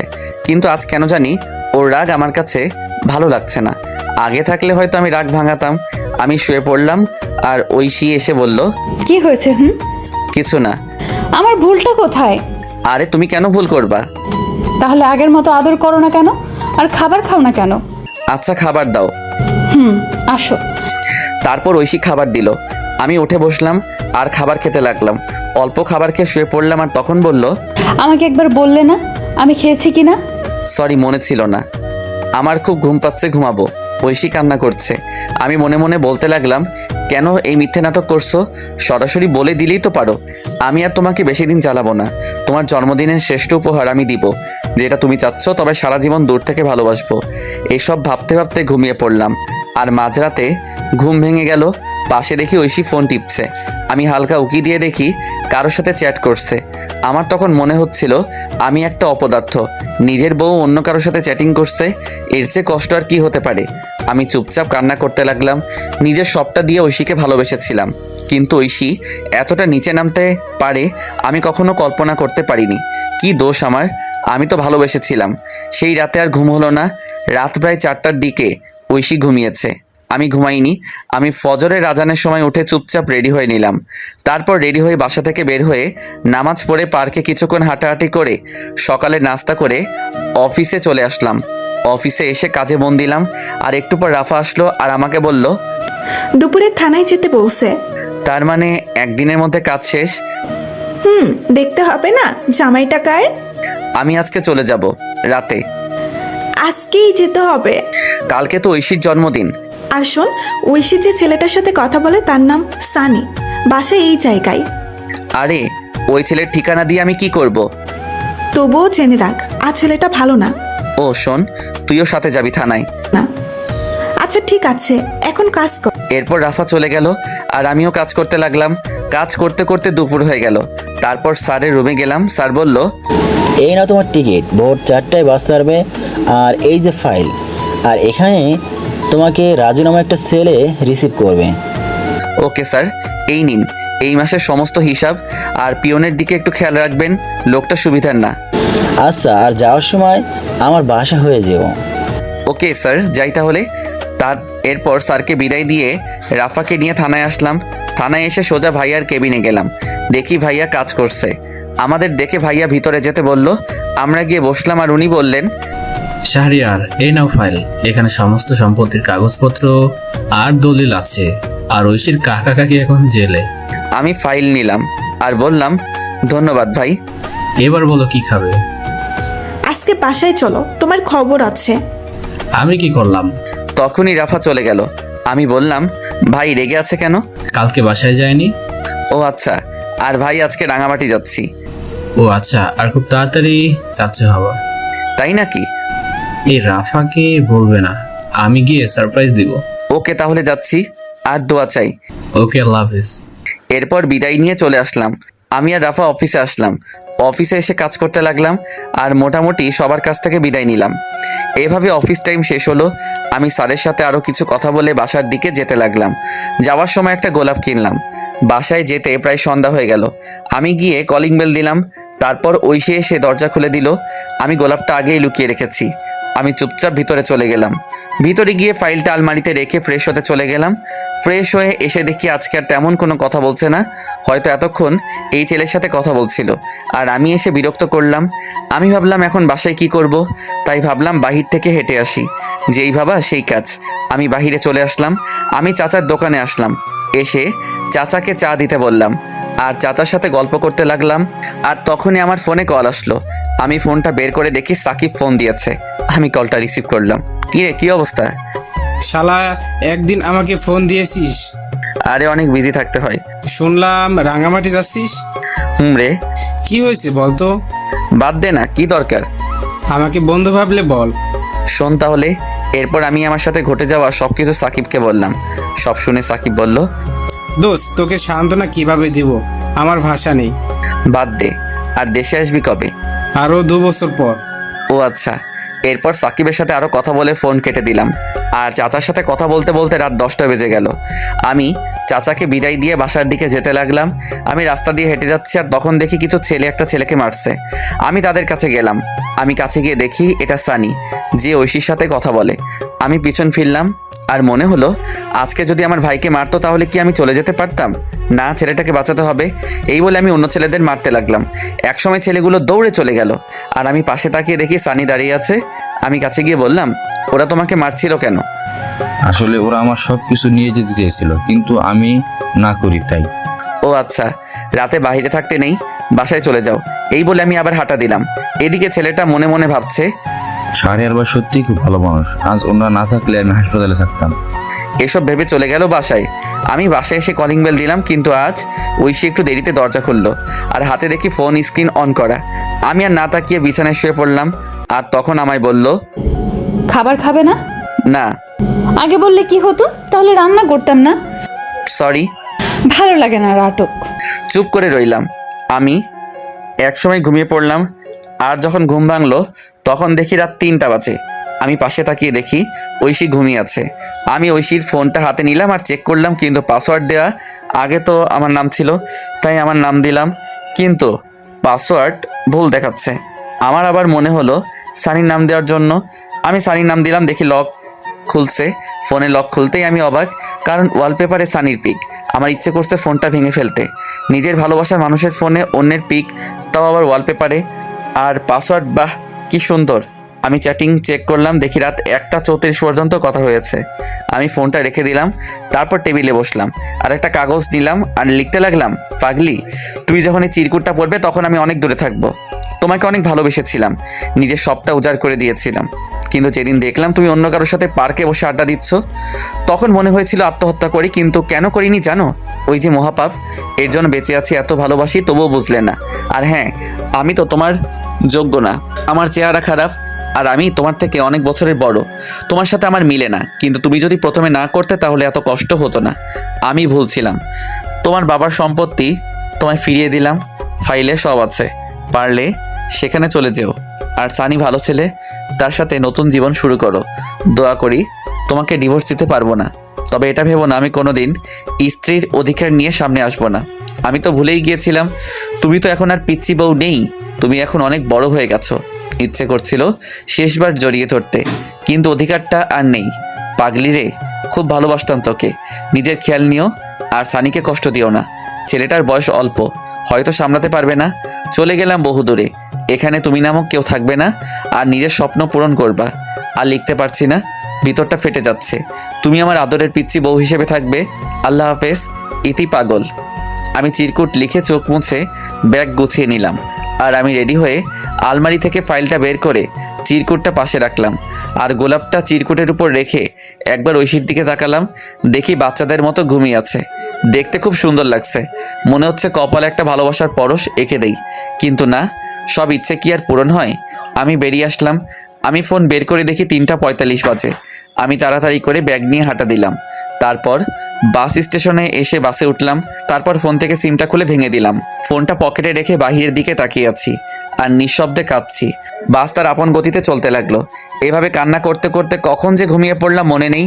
ওদিকে ঐশী ঘুম থেকে উঠে দেখে আমি শাহরিয়ার পাশে নেই। তারপর উঠে টেবিলের কাছে গিয়ে দেখি চিরকুটের উপর গোলাপ রাখা। ঐশী কৌতূহল হলো, তাই চিরকুটটা পড়তে শুরু করলো। চিরকুটটা পড়া শেষ করে নিশ্চুপ হয়ে গেল আর কান্না করতে লাগলো। আর বলতে লাগলো, আমাকে মাফ করে দাও, আমি বুঝতে পারিনি। এই কথা বলে চিরকুট বুকে জড়িয়ে বসে কান্না করতে লাগলো। আর তখনই তার ফোনে কল আসে। দেখে সানি কল দিয়েছে। ঐশী ফোনটা অফ করে দিল আর কান্না করতে লাগলো। এইভাবে অনেকক্ষণ সময় চলে গেল। ঐশী ভাবলো শাহরিয়ারের অফিসে যাবে, সেখানে কোনো খবর থাকবে। হয়তো ঐশী তাড়াতাড়ি করে রেডি হয়ে অফিসে চলে গেল। আর যেতেই রাফার কাছে গেল, কারণ ঐশী আগে থেকে চিন্তা। গিয়ে দেখে রাফা কাজ করছে। ঐশী বলল, রাফা আসবো? আরে ঐশী, আসো বসো। ঐশীকে বসলো আর বলতে লাগলো, আপু শাহরিয়ারের কোনো খোঁজ জানেন? যেই ছেলেটা তোমার জন্য বাড়ির ছেলে তোমার হাত ধরে চলে আসছে আর সারাদিন কষ্ট করে তোমাকে সুখে রাখতে চাইছে, আর সেই তুমি এতটা নিচে নামতে পারলে? কান্না করছে। পবিত্র ভালোবাসা ছিল শাহরিয়ারের। ওর মতো স্বামী থাকতেও তোমার অন্যজনের সাথে। শাহরিয়ার তো তোমাকে মুক্ত করে দিয়ে গেছে, তুমি সানির সাথে ভালো থাকো। আপু আপনার পায়ে ধরি প্লিজ, ও কোথায়? এই বলে ঐশী রাফার পা জড়িয়ে ধরলো। এইসব করে লাভ নাই, আমি জানি না কোথায় গেছে, আমি সামান্য কল। এই বলে ফাইল নিয়ে স্যারের রুমে চলে গেল। ঐশী উঠে বাসার দিকে যেতে লাগলো। ঐশী রিক্সা দিয়ে যাচ্ছে আর কান্না করছে। হঠাৎ রাস্তায় দেখতে পাই সানিকে। সানিও তাকে দেখে সামনে আসলো। রিক্সাওয়ালা দাঁড়ালো। সানি বলল, কি হলো, আমার সাথে কথা বলো না কেন? রিক্সা কেন আটকালেন? আগে বলো। আমার ভালো লাগে না। এতদিন আমার সাথে কথা বলে আর এখন এসব কথা? ঐশী ঠাস করে সবার সামনে জুতা খুলে সানিকে চড় দিল। আর ঐশী বাসায় গেল। আর ঐশী বাসায় গিয়ে কান্না করতে লাগলো। এদিকে আমার ঘুম ভাঙলো জোরে ঝাঁকুনির কারণে। আমি উঠে দেখি সবাই বাস থেকে নামছে। আমি পাশে সাইনবোর্ড দেখলাম, দেখে আমি চলে আসছি রাঙামাটি। আমি ব্যাগ নিয়ে বাস থেকে নামলাম। নেমে একটা ফাঁকা জায়গায় এসে স্যারের দেওয়া সেই ছেলেকে কল দিলাম। কল দিতেই সাথে সাথে কল ধরলো আর বলতে লাগলো, ভাই আপনি কোথায়? আমি তো বাসের সামনে। আমি বাসের পিছনে আছি, তুমি এদিকে আসো। তারপর একটা ছেলে আসলো আর আমাকে বলল, আপনি শাহরিয়ার রহমান? তুমি রাজু? ভাই চলেন। এরপর আমি ছেলেটার সাথে যেতে লাগলাম। একটু পর একটা গাড়িতে উঠলাম। রাজু গাড়ি চালাচ্ছে, আমি চুপচাপ বসে আছি। আমার শুধু ঐশীর কথা মনে পড়ছে। মেয়েটা এখন কি করছে কে জানে, ঠিক মতো খাওয়া দাওয়া করছে তো, এসব ভাবছি। আর তখন রাজু বলে উঠলো, ভাই নামেন, চলে আসছি। ও আচ্ছা। আমি নেমে পড়লাম, দেখি একটা বাসা। তারপর রাজু আবার বলে উঠলো, ভাই বাসা পছন্দ হয়েছে? আরে একা থাকবো তা আর পছন্দের কি, চলেন ভিতরে যাই। এরপর আমি রাজুর সাথে ভিতরে গেলাম। ভিতরে গিয়ে সব দেখতে লাগলাম। বাসাটা ভালো, সব কিছুই আছে। এরপর রাজু বলল, ভাই তাহলে আজকে যাচ্ছি। কিন্তু রান্না করার জন্য কে থাকবে? সরি ভাই, নিজে করতে হবে। আচ্ছা সমস্যা নেই, তাহলে যাচ্ছি। তাহলে আর এই নিন গাড়ির চাবি। আমার গাড়ি লাগবে না, অফিসের গাড়ি অফিসের থাক। তবুও ভাই আমি অফিসের ম্যানেজার। আমার গাড়ি চালাতে ভালো লাগে না, তাছাড়া এই ভাঙা গাড়ি তো না। ও আচ্ছা, আমি বাইক কিনবো ভাবছি। আচ্ছা যাই তাহলে। এরপর রাজু চলে গেল। আমি ব্যাগ রেখে ফ্রেশ হয়ে নিলাম। তারপর রেডি হলাম বাইরে যাওয়ার জন্য। আর সন্ধ্যা হয়ে গেছে, তাই ভাবলাম রাতের খাবার খেয়ে আসি। আমি রেডি হয়ে হাঁটতে হাঁটতে কাছাকাছি একটা বাজারে আসলাম। বাজারে এসে নতুন সিম নিলাম। তারপর একটা হোটেল থেকে 1 প্যাকেট বিরিয়ানি নিয়ে বাসার উদ্দেশ্যে রওনা দিলাম। হেঁটে হেঁটে যাচ্ছি, কারণ সন্ধ্যার প্রকৃতি খুব সুন্দর, তাও আবার রাঙামাটি, চারদিকে সবুজ আর সবুজ, আর ছোট আঁকাবাঁকা রাস্তা। হেঁটে যেতে ভালোই লাগছে। আমি আসার সময় সিমটা ফোনে ভরলাম আর ফেসবুক ডিঅ্যাক্টিভেট করে দিলাম। আর গ্যালারি চেক করে দেখি ঐশীর একটা পিক রয়েছে। আমি তো সব পিক বাসে ডিলিট করছিলাম, হয়তো এটা ভুল করে রয়ে গেছে। আমি পিকটার দিকে তাকিয়ে হাঁটতে লাগলাম। পিকটা দেখে ঐশীর ওইসব ঘটনা মনে পড়ে গেল, আর পিকটা ডিলিট করে দিলাম। আর বলতে লাগলাম, পাগলি রে, একদিন পাগলের মতো খুঁজবি, তখন বুঝতে পারবি কি ছিলাম তোর জীবনে। কিন্তু সেদিন আমার এই ভালোবাসাটা নাও থাকতে পারে। এইসব ভাবতে ভাবতে বাসায় চলে আসলাম। বাসায় এসে ফ্রেশ হয়ে খাবার খেয়ে নিলাম। খাবার খাওয়ার সময় ঐশীর কথা মনে হচ্ছে, কারণ ঐশী যে আমাকে খাইয়ে দিত। তবুও কষ্ট করে খেয়ে শুয়ে পড়লাম। শরীর ক্লান্ত থাকায় চোখ বন্ধ করতেই ঘুমিয়ে পড়লাম। সকালবেলা ঘুম থেকে উঠে ফ্রেশ হয়ে রেডি হয়ে নিলাম। তারপর অফিসে যেতে লাগলাম। রাস্তায় তেমন গাড়ি নেই, আমি হেঁটে হেঁটে যাচ্ছি। কিছুক্ষণ হাঁটার পর দেখি একটা অটো আসছে। আমি অটোতে উঠে পড়লাম। তারপর অফিসে চলে আসলাম। অফিসে আসতেই সবাই আমাকে অভিনন্দন জানালো। আমি সবার সাথে কৌশল বিনিময় শেষে কেবিনে গেলাম। কেবিনে গিয়ে বসতেই রাজু আসলো আর বলল, স্যার আসবো? আসো, আর আমাকে ভাইয়া রাখবে। ভাই এই যে ফাইল, একটু দেখেন। আর শোনো, অফিস শেষ হলে দেখা করবে। আচ্ছা ভাই। এরপর রাজু চলে গেল। আমি ফাইল দেখতে লাগলাম, আর তখনই একটা মেয়ে আসলো। স্যার আসতে পারি? আসুন। মেয়েটি এসে আমার কাছে ফাইল দিল। আমি মেয়েটির দিকে তাকালাম, দেখলাম মেয়েটা প্রেগনেন্ট আর বয়স প্রায় আমার সমান হবে। আরে আপনি এই অবস্থায় অফিসে কেন? ছুটি নিলেও পারতেন। সমস্যা নেই স্যার। আপনার নাম কি? জি যারা। ও আচ্ছা, আপনাকে ছুটি দিয়ে দিলাম। আজ আপনি বাসায় চলে যান। ধন্যবাদ স্যার। স্যার বলে ডাকবেন না, ভাই বললে খুশি হব। আচ্ছা ভাইয়া। আমি রাজুকে বলে দিচ্ছি, ও আপনাকে নামিয়ে দিয়ে আসবে। তার দরকার নেই। আরে কি বলেন, যেটা বলছে এটাই শেষ কথা। এরপর আমি ফোন দিয়ে রাজুকে বলে দিলাম। তারপর আমি আমার কাজ করতে লাগলাম। কাজ করতে করতে কখন যে দুপুর পার হয়ে বিকাল হয়ে গেল। তারপর আমি উঠে বের হলাম, আর তখন রাজু বলল, ভাই অফিস তো শেষ, আপনি বলছিলেন দেখা করতে। একটা বাইক কিনবো, চলো ব্যাংকে যাই। এরপর রাজুকে নিয়ে ব্যাংকে গেলাম। আমার কিছু জমানো টাকা ছিল, আমি টাকাগুলো তুলে নতুন বাইক কিনলাম।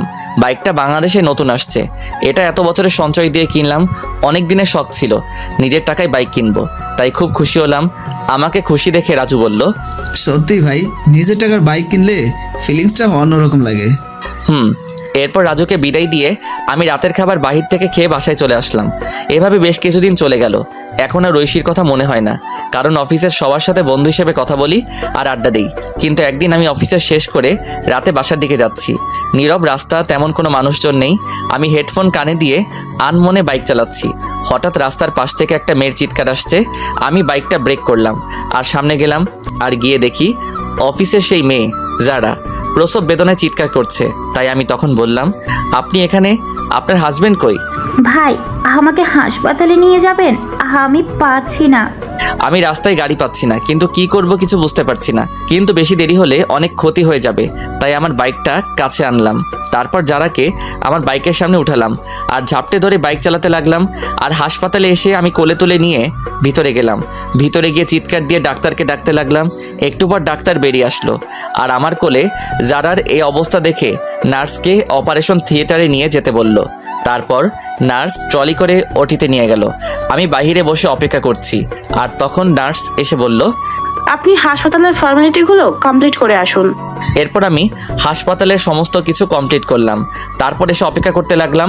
আর বেশ কিছুক্ষণ অপেক্ষা করার পর ওটি থেকে ডাক্তার বেরিয়ে আসলো, আর আমি কাছে গেলাম। আপনি একটু আমার সাথে আসুন।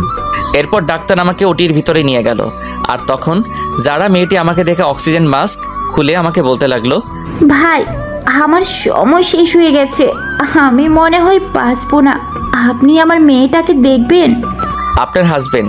সে অন্য একজনকে নিয়ে বিদেশে চলে গেছে, আমায় কথা দিন। এই বলে আমার কোলে ছোট মেয়েটিকে দিল, আর আমি কোলে নিলাম। কথা দিলাম আমি মেয়েটিকে আমার পরিচয় মানুষ করব। এই কথা বলতেই মেয়েটি মারা গেল। আমি কান্না করে দিলাম। মেয়েটা আমাকে প্রথমবার দেখে এতটা বিশ্বাস করেছিল। তারপর ডাক্তার এসে আমাকে সান্ত্বনা দিতে লাগলো আর বলতে লাগলো, সত্যি ভাই, আপনি মহান না হলে একজনের বাচ্চা আপনি পরিচয় দিয়ে মানুষ করবেন। আজকে থেকে এই মেয়েটি আমার সন্তান। ডাক্তার আমাকে কান্না করতে করতে জড়িয়ে ধরলো, আর বলতে লাগলো, ভাই আপনি মানুষ না, আপনি ফেরেশতা। আমিও ডাক্তারকে জড়িয়ে ধরলাম। তারপর সমস্ত কাজ শেষ করে আমি বাচ্চা মেয়েকে নিয়ে রাত 3টার দিকে বাসায় আসলাম। হাসপাতাল থেকে সব কিছু নিয়ে আসছি, বাবুর ফিডার, দুধ সব কিছু। আমি বাসায় এসে বাচ্চাকে শুয়ে দিয়ে ফ্রেশ হতে চলে গেলাম, আর ওয়াশরুম থেকে শুনতে পেলাম কান্না করছে। আমি তাড়াতাড়ি করে ফ্রেশ হয়ে চলে আসলাম আর বাবুর খাবার রেডি করে খাওয়াতে লাগলাম।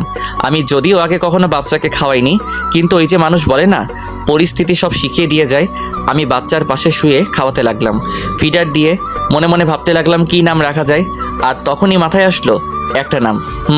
রেখে দিলাম তানিশা। 3 বছর পর সকালবেলা ঘুম ভাঙলো তানিশার ডাকে। বাবাই, ও বাবাই, ওঠো না। আম্মু, কি হয়েছে? খুব খিদে পেয়েছে। আমি তাড়াতাড়ি করে উঠে রান্নাঘরে গেলাম আর রান্না করতে শুরু করলাম। কিছুক্ষণের মধ্যে রুটি আর ডিম ভাজি করে টেবিলে আনলাম আর বললাম, আম্মু কই তুমি? বাবাই। তানিশা আসলো আর চেয়ারে বসে পড়লো। আমি চেয়ারে বসে মেয়েকে খাইয়ে দিতে লাগলাম। মেয়ে আমাকে বলল, বাবাই, তুমি খাবা না? না মা, আমি এখনো ফ্রেশ হইনি যে। তাহলে ফ্রেশ হয়ে এসো, তারপর দুজনে একসাথে খাবো। না আম্মু, তুমি খাও। যাও বলছি বাবাই। আমি মেয়ের রাগ দেখে ফ্রেশ হয়ে আসলাম। তারপর দুজনে একসাথে গল্প করতে করতে খাবার খেয়ে নিলাম। তখন তানিশা বলল, বাবাই, আমি ডাক্তার আঙ্কেলের কাছে যাব। আচ্ছা চলো তাহলে। এরপর আমি রেডি হয়ে নিলাম, মেয়েকে রেডি করিয়ে বাইক নিয়ে বের হলাম। তারপর হাসপাতালের দিকে যেতে লাগলাম। রাস্তায় বাবা মেয়ে কথা বলতে বলতে আসলাম। আমি এসে বাইক রেখে ভিতরে গেলাম। আমার আগে তানিশা দৌড়ে চলে গেল। তানিশা যেতেই রাকিব বলল, আরে তানিশা আম্মু যে। এই বলে রাকিব তানিশাকে চেয়ার থেকে উঠে এসে কোলে তুলে নিল। আর তখন পাশে বসে থাকা নতুন মেয়ে ডাক্তার বলল, স্যার, এটা কি আপনার মেয়ে? না, শাহরিয়ার সাহেবের। কথাটা শুনে পাশে থাকা মেয়েটা অবাক হয়ে গেল আর নিশ্চুপ হয়ে গেল। এদিকে আমি রাকিবের কেবিনে গেলাম। কেবিনে গিয়ে দেখি রাকিবের কোলে তানিশা বসে আছে। রাকিব, আমি লাঞ্চে এসে নিয়ে যাব। আমার কণ্ঠ শুনে পাশে থাকা মেয়েটি আমার দিকে তাকালো। আমি তাকাতেই আমি অবাক, কারণ এটা আর কেউ না, হ্যাঁ এটাই ঐশী। ঐশী আমাকে দেখেই পায়ে ধরে ফেললো আর বলতে লাগলো, আমি তোমার পায়ে ধরি, আমাকে মাফ করে দাও। আরে কে আপনি? আমার পা ছাড়ুন। কিন্তু ঐশী পা ছাড়ছে না। আমি জোর করে ছাড়িয়ে চলে আসলাম আমার বাইকে। ঐশী এসেছিল, কিন্তু আমি জোরে বাইক স্টার্ট দিয়ে অফিসে চলে আসলাম। অফিসে এসে কাজে মন বসছে না, কিভাবে বসবে? পুরনো ভালোবাসার মানুষকে দেখে ওদিকে ঐশী রাকিবের কাছে গেল আর বলতে লাগলো, ভাইয়া প্লিজ বলুন, এই হলো আমার হারিয়ে যাওয়া শাহরিয়ার। কি বলো? সে আমাকে রেখে বিয়ে করেছে, তবু আমাকে ক্ষমা করলো না। শাহরিয়ার বিয়ে করেননি? তাহলে মেয়ে? দাঁড়াও বলছি, আগে তানিশাকে ওদিকে পাঠাও। এরপর রাকিব তানিশাকে অন্য একটা নার্সের সাথে খেলতে পাঠালো। হাসপাতালের সবাই তানিশাকে চিনে আদর করে। বাসার পাশে হাসপাতাল হওয়ার কারণে কোনো সমস্যা হয় না। এরপর রাকিব ঐশীকে সব কিছু বলতে লাগলো। সব শুনে ঐশী চুপ করে রইল। ঐশী কোনো কথা বলছে না। তখন আবার রাকিব বলল, ওনার মতো লোক বন্ধু হিসাবে পেয়েছি, এটাই অনেক। ওর বাসার ঠিকানা দেন। এরপর রাকিব আমার বাসার ঠিকানা দিয়ে দিল। এদিকে আমি চেয়ারে হেলান দিয়ে ঐশীর কথা ভাবছি। আমি কি আজও ঐশীকে খুব ভালোবাসি? নিজেকে নিজে প্রশ্ন করলাম। তখনই দরজার কাছ থেকে কেউ বলে উঠল, আসতে পারি স্যার? আমি না দেখে বললাম, আসুন। আমি তাকিয়ে তো অবাক, কারণ এটার কেউ না, এটা রাফা। দোস্ত, তুই কেমনে সম্ভব? তোর জন্য আমাকে রাঙামাটি আসতে হলো। তারপর বল, কেমন আছিস? ভালো, তুই? আলহামদুলিল্লাহ ভালো। এবার বল কি খাবি? এখন তোর মাথা, বাকিটা পরে দেখা যাবে। গুড। কতদিন আড্ডা হয় না। ঐশীর সাথে দেখা হয়েছে। আমি প্রশ্নটা শুনে চুপ করে রইলাম। আমাকে চুপ থাকতে দেখে আবার বলল, তোর সাথে গুরুত্বপূর্ণ কথা আছে। বল। তুই ঐশীকে মেনে নে। কি? এটা তুই কি বলছিস? আমি বলছি, কারণটা জানলে তুই কান্না করবি। বল তাহলে শুনি। তুই চলে আসার পর ঐশীর মানসিক অবস্থা খুব খারাপ হয়। দিনের পর দিন না খেয়ে দিন কাটাতো। কি বলিস? তারপর আমি একদিন বাসায় গিয়ে দেখি ফ্লোরে পড়ে আছে। তারপর আমি নিয়ে হাসপাতালে যাই। হাসপাতালে ডাক্তার বলে মানসিক অবস্থা খুব খারাপ, সুস্থ হতে 6 মাস লাগবে। 6 মাস ধরে চিকিৎসা চলছিল, কিন্তু সবসময় শুধু তোর। আমি তাকে আমার সাথে রাখি। আমি তো একটা মেয়ে, আমি বুঝতে পারি সত্যি এখনো মেয়েটা তোকে অনেক ভালোবাসে। আমি নিজে চোখে দেখছি তোর জন্য প্রতিটা রাত কান্না করতো। প্লিজ মেয়েটাকে আর কষ্ট দিস না। এখন আমার খুব খিদে পেয়েছে, খাবো। ওয়েট, আমি রাজুকে ফোন করে বলে দিলাম খাবার আনার জন্য। একটু পর রাজু খাবার নিয়ে আসলো আর খাবার দিয়ে চলে গেল। আমি আর রাফা মিলে খাবার খেয়ে নিলাম। তারপর বললাম, চল বাসায় যাই। পাগল নাকি? একটু পর আমার ফ্লাইট। মানে কি বলিস? তোর ভাতিজা হয়েছে, তাই তার জন্য যেতে হবে আজকেই। তাই নাকি? দোস্ত আমি চাই রে, আর ভাবিকে নিয়ে আসিস। তোর মেয়েকে দেখতে পারলাম না। তুই সব জানিস? তোর মতো বন্ধু সবার কপালে থাকে না। তুই সত্যিই ভালো মানুষ। দোস্ত আমি চাচ্ছি আমার শহরে যাব, মা বাবা কেমন আছে। গুড। এরপর রাফার সাথে আরো অনেক বিষয় নিয়ে কথা বললাম, তারপর রাফাকে এগিয়ে দিয়ে আসলাম। এভাবে দুপুর হয়ে গেল। আমি দুপুরে বের হলাম আর সোজা চলে আসলাম হাসপাতালে, কারণ মেয়েকে নিয়ে যেতে হবে। তাই আমি এসে রাকিবের কেবিনে গেলাম। কেবিনে গিয়ে দেখি ফোনে কথা বলছে। আমাকে দেখে ফোনটা রেখে দিয়েছে। আমি বললাম, তানিশাকে ডাক দে, বাসায় যাব। বাসায় চলে গেছে। কি বলিস, কার সাথে? বাসায় গিয়ে দেখতে পারবে। আচ্ছা যাচ্ছি তাহলে। এই বলে যেতে লাগলাম। দরজার কাছে আসতেই রাকিব পিছন থেকে বলে উঠল, এবার আরেকটা তানিশা চাই। এই বলে হেসে দিল। আমি বুঝতে পারছি রাকিব কি বলছে। আমি বাইক নিয়ে বাজারে আসলাম। বাজারে এসে তানিশার জন্য কিছু কিনে বাসায় চলে আসলাম। বাসায় এসে কলিং বেল দিলাম, আর একটু পর কেউ দরজা খুলে দিল। আমি দেখি ঐশী আমাকে দরজা খুলে দিয়ে মাথা নিচু করে দাঁড়িয়ে আছে। আমি চুপ করে ফ্রেশ হতে চলে গেলাম। ফ্রেশ হয়ে এসে দেখি তানিশা ঘুমাচ্ছে। আমি খাবার খাওয়ার জন্য টেবিলে গেলাম। টেবিলে গিয়ে দেখি ঐশী খাবার নিয়ে বসে আছে। আমি টেবিলে বসলাম আর সাথে সাথে ঐশী আমাকে খাবার দিল। আমি খাবার খেতে লাগলাম। ঐশীর দিকে না তাকিয়ে আমি খাবার খেয়ে চলে আসতে লাগলাম আর পিছনে ফিরে বললাম, খাবার খেয়ে নেবেন। কথাটা শুনে ঐশী খুব খুশি হলো আর খেয়ে নিল। আমি এসে ফোন টিপছি। আমি আমার পুরনো আইডি লগইন দিলাম আর লগইন করতে দেখি অনেক মেসেজ। আমি জিহাদের আইডিতে মেসেজ দিলাম আর লিখলাম, দোস্ত এটা আমার নাম্বার আর 2 দিন পর আমি ফিরছি। এটা বলে আরও কিছুক্ষণ ফেসবুক চালিয়ে ঘুমিয়ে পড়লাম। যখন ঘুম ভাঙলো তখন দেখি তানিশা আর ঐশী বসে বসে হাসাহাসি করছে।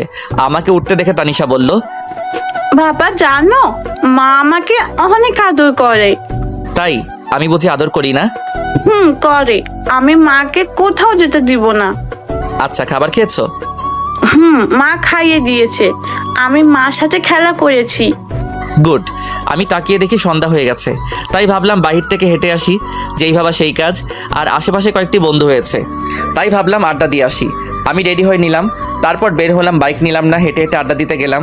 আড্ডা দিয়ে রাত 11টায় বাসায় ফিরলাম। বাসায় ফিরে দেখি ঐশী খাবার টেবিলে বসে আছে। আমি যেতেই বলল, এতক্ষণ কই ছিলা?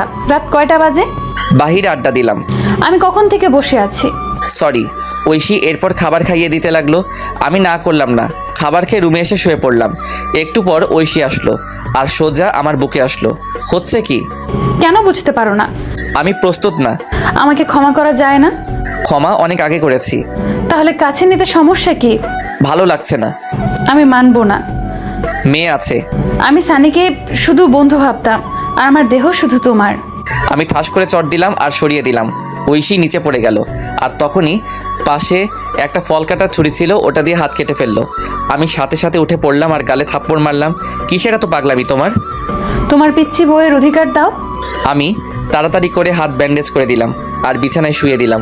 ঐশীর উপর এত রাগ হচ্ছে, হাত কেন কাটবে? ইচ্ছে করছে আরও কয়েকটা চট দেই। দাও, তবুও তো তোমার ভালোবাসা পেলাম। উফ কি যে করি। ঐশী তখন আমাকে ধাক্কা দিয়ে ফেলে পাগলের মতো চুমু দিতে লাগলো। আমি প্রথমে বাধা দিলাম কিন্তু শুনলো না। একসময় আমিও নিজেকে কন্ট্রোল করতে পারলাম না। হারিয়ে গেলাম ভালোবাসার রাজ্যে। ফজরের সময় ঐশীর ডাকে ঘুম ভাঙলো। এই উঠো, গোসল করো, যাও। আরে ঘুমাতে দাও, পরে মেয়ে উঠে পড়বে। উফ আর একটু। না, এবার উঠো তো, সারা রাত অনেক হয়েছে। এই বলে ঐশী উঠে ফ্রেশ হতে চলে গেল। ঐশী ফ্রেশ হয়ে নামাজে দাঁড়ালো। আমিও গোসল করে নিলাম। তারপর নামাজ আদায় করে আবার ঘুমিয়ে পড়লাম। ঘুম ভাঙলো তানিশার ডাকে। বাবাই, ও বাবাই ওঠো, 11টা বাজে। আমি উঠে পড়লাম। তারপর ফ্রেশ হলাম। ফ্রেশ হয়ে রান্নাঘরে গিয়ে দেখি ঐশী কাজ করছে। দেখি ঐশী অনেক খুশি। আমি কাছে গিয়ে জিজ্ঞেস করলাম, আজ এত খুশি? অধিকার পেয়ে গেছি রাতে। মুচকি হাসি দিলাম। আজকে আমার বাসায় যাব। সত্যি? রেডি হও। আমি তানিশার কাছে আসলাম। এসে বললাম, আম্মু আজকে তোমার দাদার বাসায় যাব। ও তাই? আচ্ছা আমি রেডি হচ্ছি। তোমার আম্মুর কাছে যাও। ওকে বাবাই। এরপর তানিশা ঐশীর কাছে চলে গেল। আমিও ব্যাগ গুছিয়ে নিলাম। তারপর অনলাইনে টিকিট কাটলাম। বিকেলবেলা সবাইকে নিয়ে বের হলাম। যথাক্রমে সব কিছু শেষে চলে আসলাম নিজের শহরে, যেই শহর একদিন রাতের অন্ধকারে ঐশীর হাত ধরে ছেড়েছিলাম। তারপর গাড়ি দিয়ে আমাদের বাসার উদ্দেশ্যে রওনা দিলাম। এই কয়েক বছরে চারদিকে অনেক পরিবর্তন হয়ে গেছে। বাসায় যেতে যেতে রাত 8টা বেজে গেল। আমি গিয়ে কলিং বেল দিলাম। বেশ কিছুক্ষণ পর মা এসে দরজা খুলে দিল। তারপরে মা আমাকে দেখে জড়িয়ে ধরলো। আমিও মাকে জড়িয়ে ধরলাম। তুই আমাদের একবার বলতি, তোর জন্য আমরা কি না করতাম। মাফ করে দাও মা। পাশে কে? তোমার বৌমা আর নাতি। মা গিয়ে ঐশী আর তানিশার সাথে কথা বলতে লাগলো। আমি ভিতরে আসলাম, এসে দেখি বাবা, ভাইয়া, ভাবি আর একটা বাচ্চা ছেলে বসে আছে। আমাকে দেখে সবাই অবাক। তারপর আর কি, সবাই আমাকে ইচ্ছে মতো বকা দিতে লাগলো। অবশ্য মায়ের কথাই মেনে নিয়েছে। এখন আমরা খুব সুখী, নেই আর কোনো কষ্ট দুঃখ। তারপর আমি আমার রুমে গেলাম, রুমটা আগের মতোই আছে। আমি গিয়ে ফ্রেশ হয়ে নিলাম, তারপর শুয়ে পড়লাম। শরীর ক্লান্ত থাকে, কখন যে ঘুমিয়ে পড়লাম বুঝতে পারলাম না। ঘুম ভাঙলো ঐশী জড়িয়ে ধরাতে। আমি তাকিয়ে দেখি ঐশী আমার বুকে। ঘুম ভাঙলো তাহলে? কয়টা বাজে? রাত 2টা। কি? আমি তো খাবার খাইনি, খুব খিদে পেয়েছে। এই জন্যই তো খাবার রুমে নিয়ে আসছিলাম। তানিশা কই? তার দাদুর সাথে ঘুমিয়েছে। ও, এরপর আমি ফ্রেশ হয়ে আসলাম। তারপর ঐশী আমাকে খাইয়ে দিল, আমি ঐশীকে খাইয়ে দিলাম। খাবার শেষ করে লাইট বন্ধ করে বারান্দায় আসলাম, এসে চাঁদ দেখতে লাগলাম। ঐশীকে পিছন থেকে জড়িয়ে ধরে তখন ঐশী বলল, এই দিনটার জন্য অপেক্ষা করছিলাম। তাই? তবে বিয়ে হয়েছে অনেক আগে। এতদিনে 4-5টা পোলাপান থাকার কথা, কিন্তু এখনো কিছুই হলো না। তাহলে হবে না কি আজকে? আজকে সম্ভব না। কেন কেন? বুঝতে পারো না কেন? আমি তো আপনার মতো ডাক্তার নই। থাক, বুঝতে হবে না। কখন থেকে? দুপুর থেকে। বলনি কেন? রাস্তায় কি করে বলি?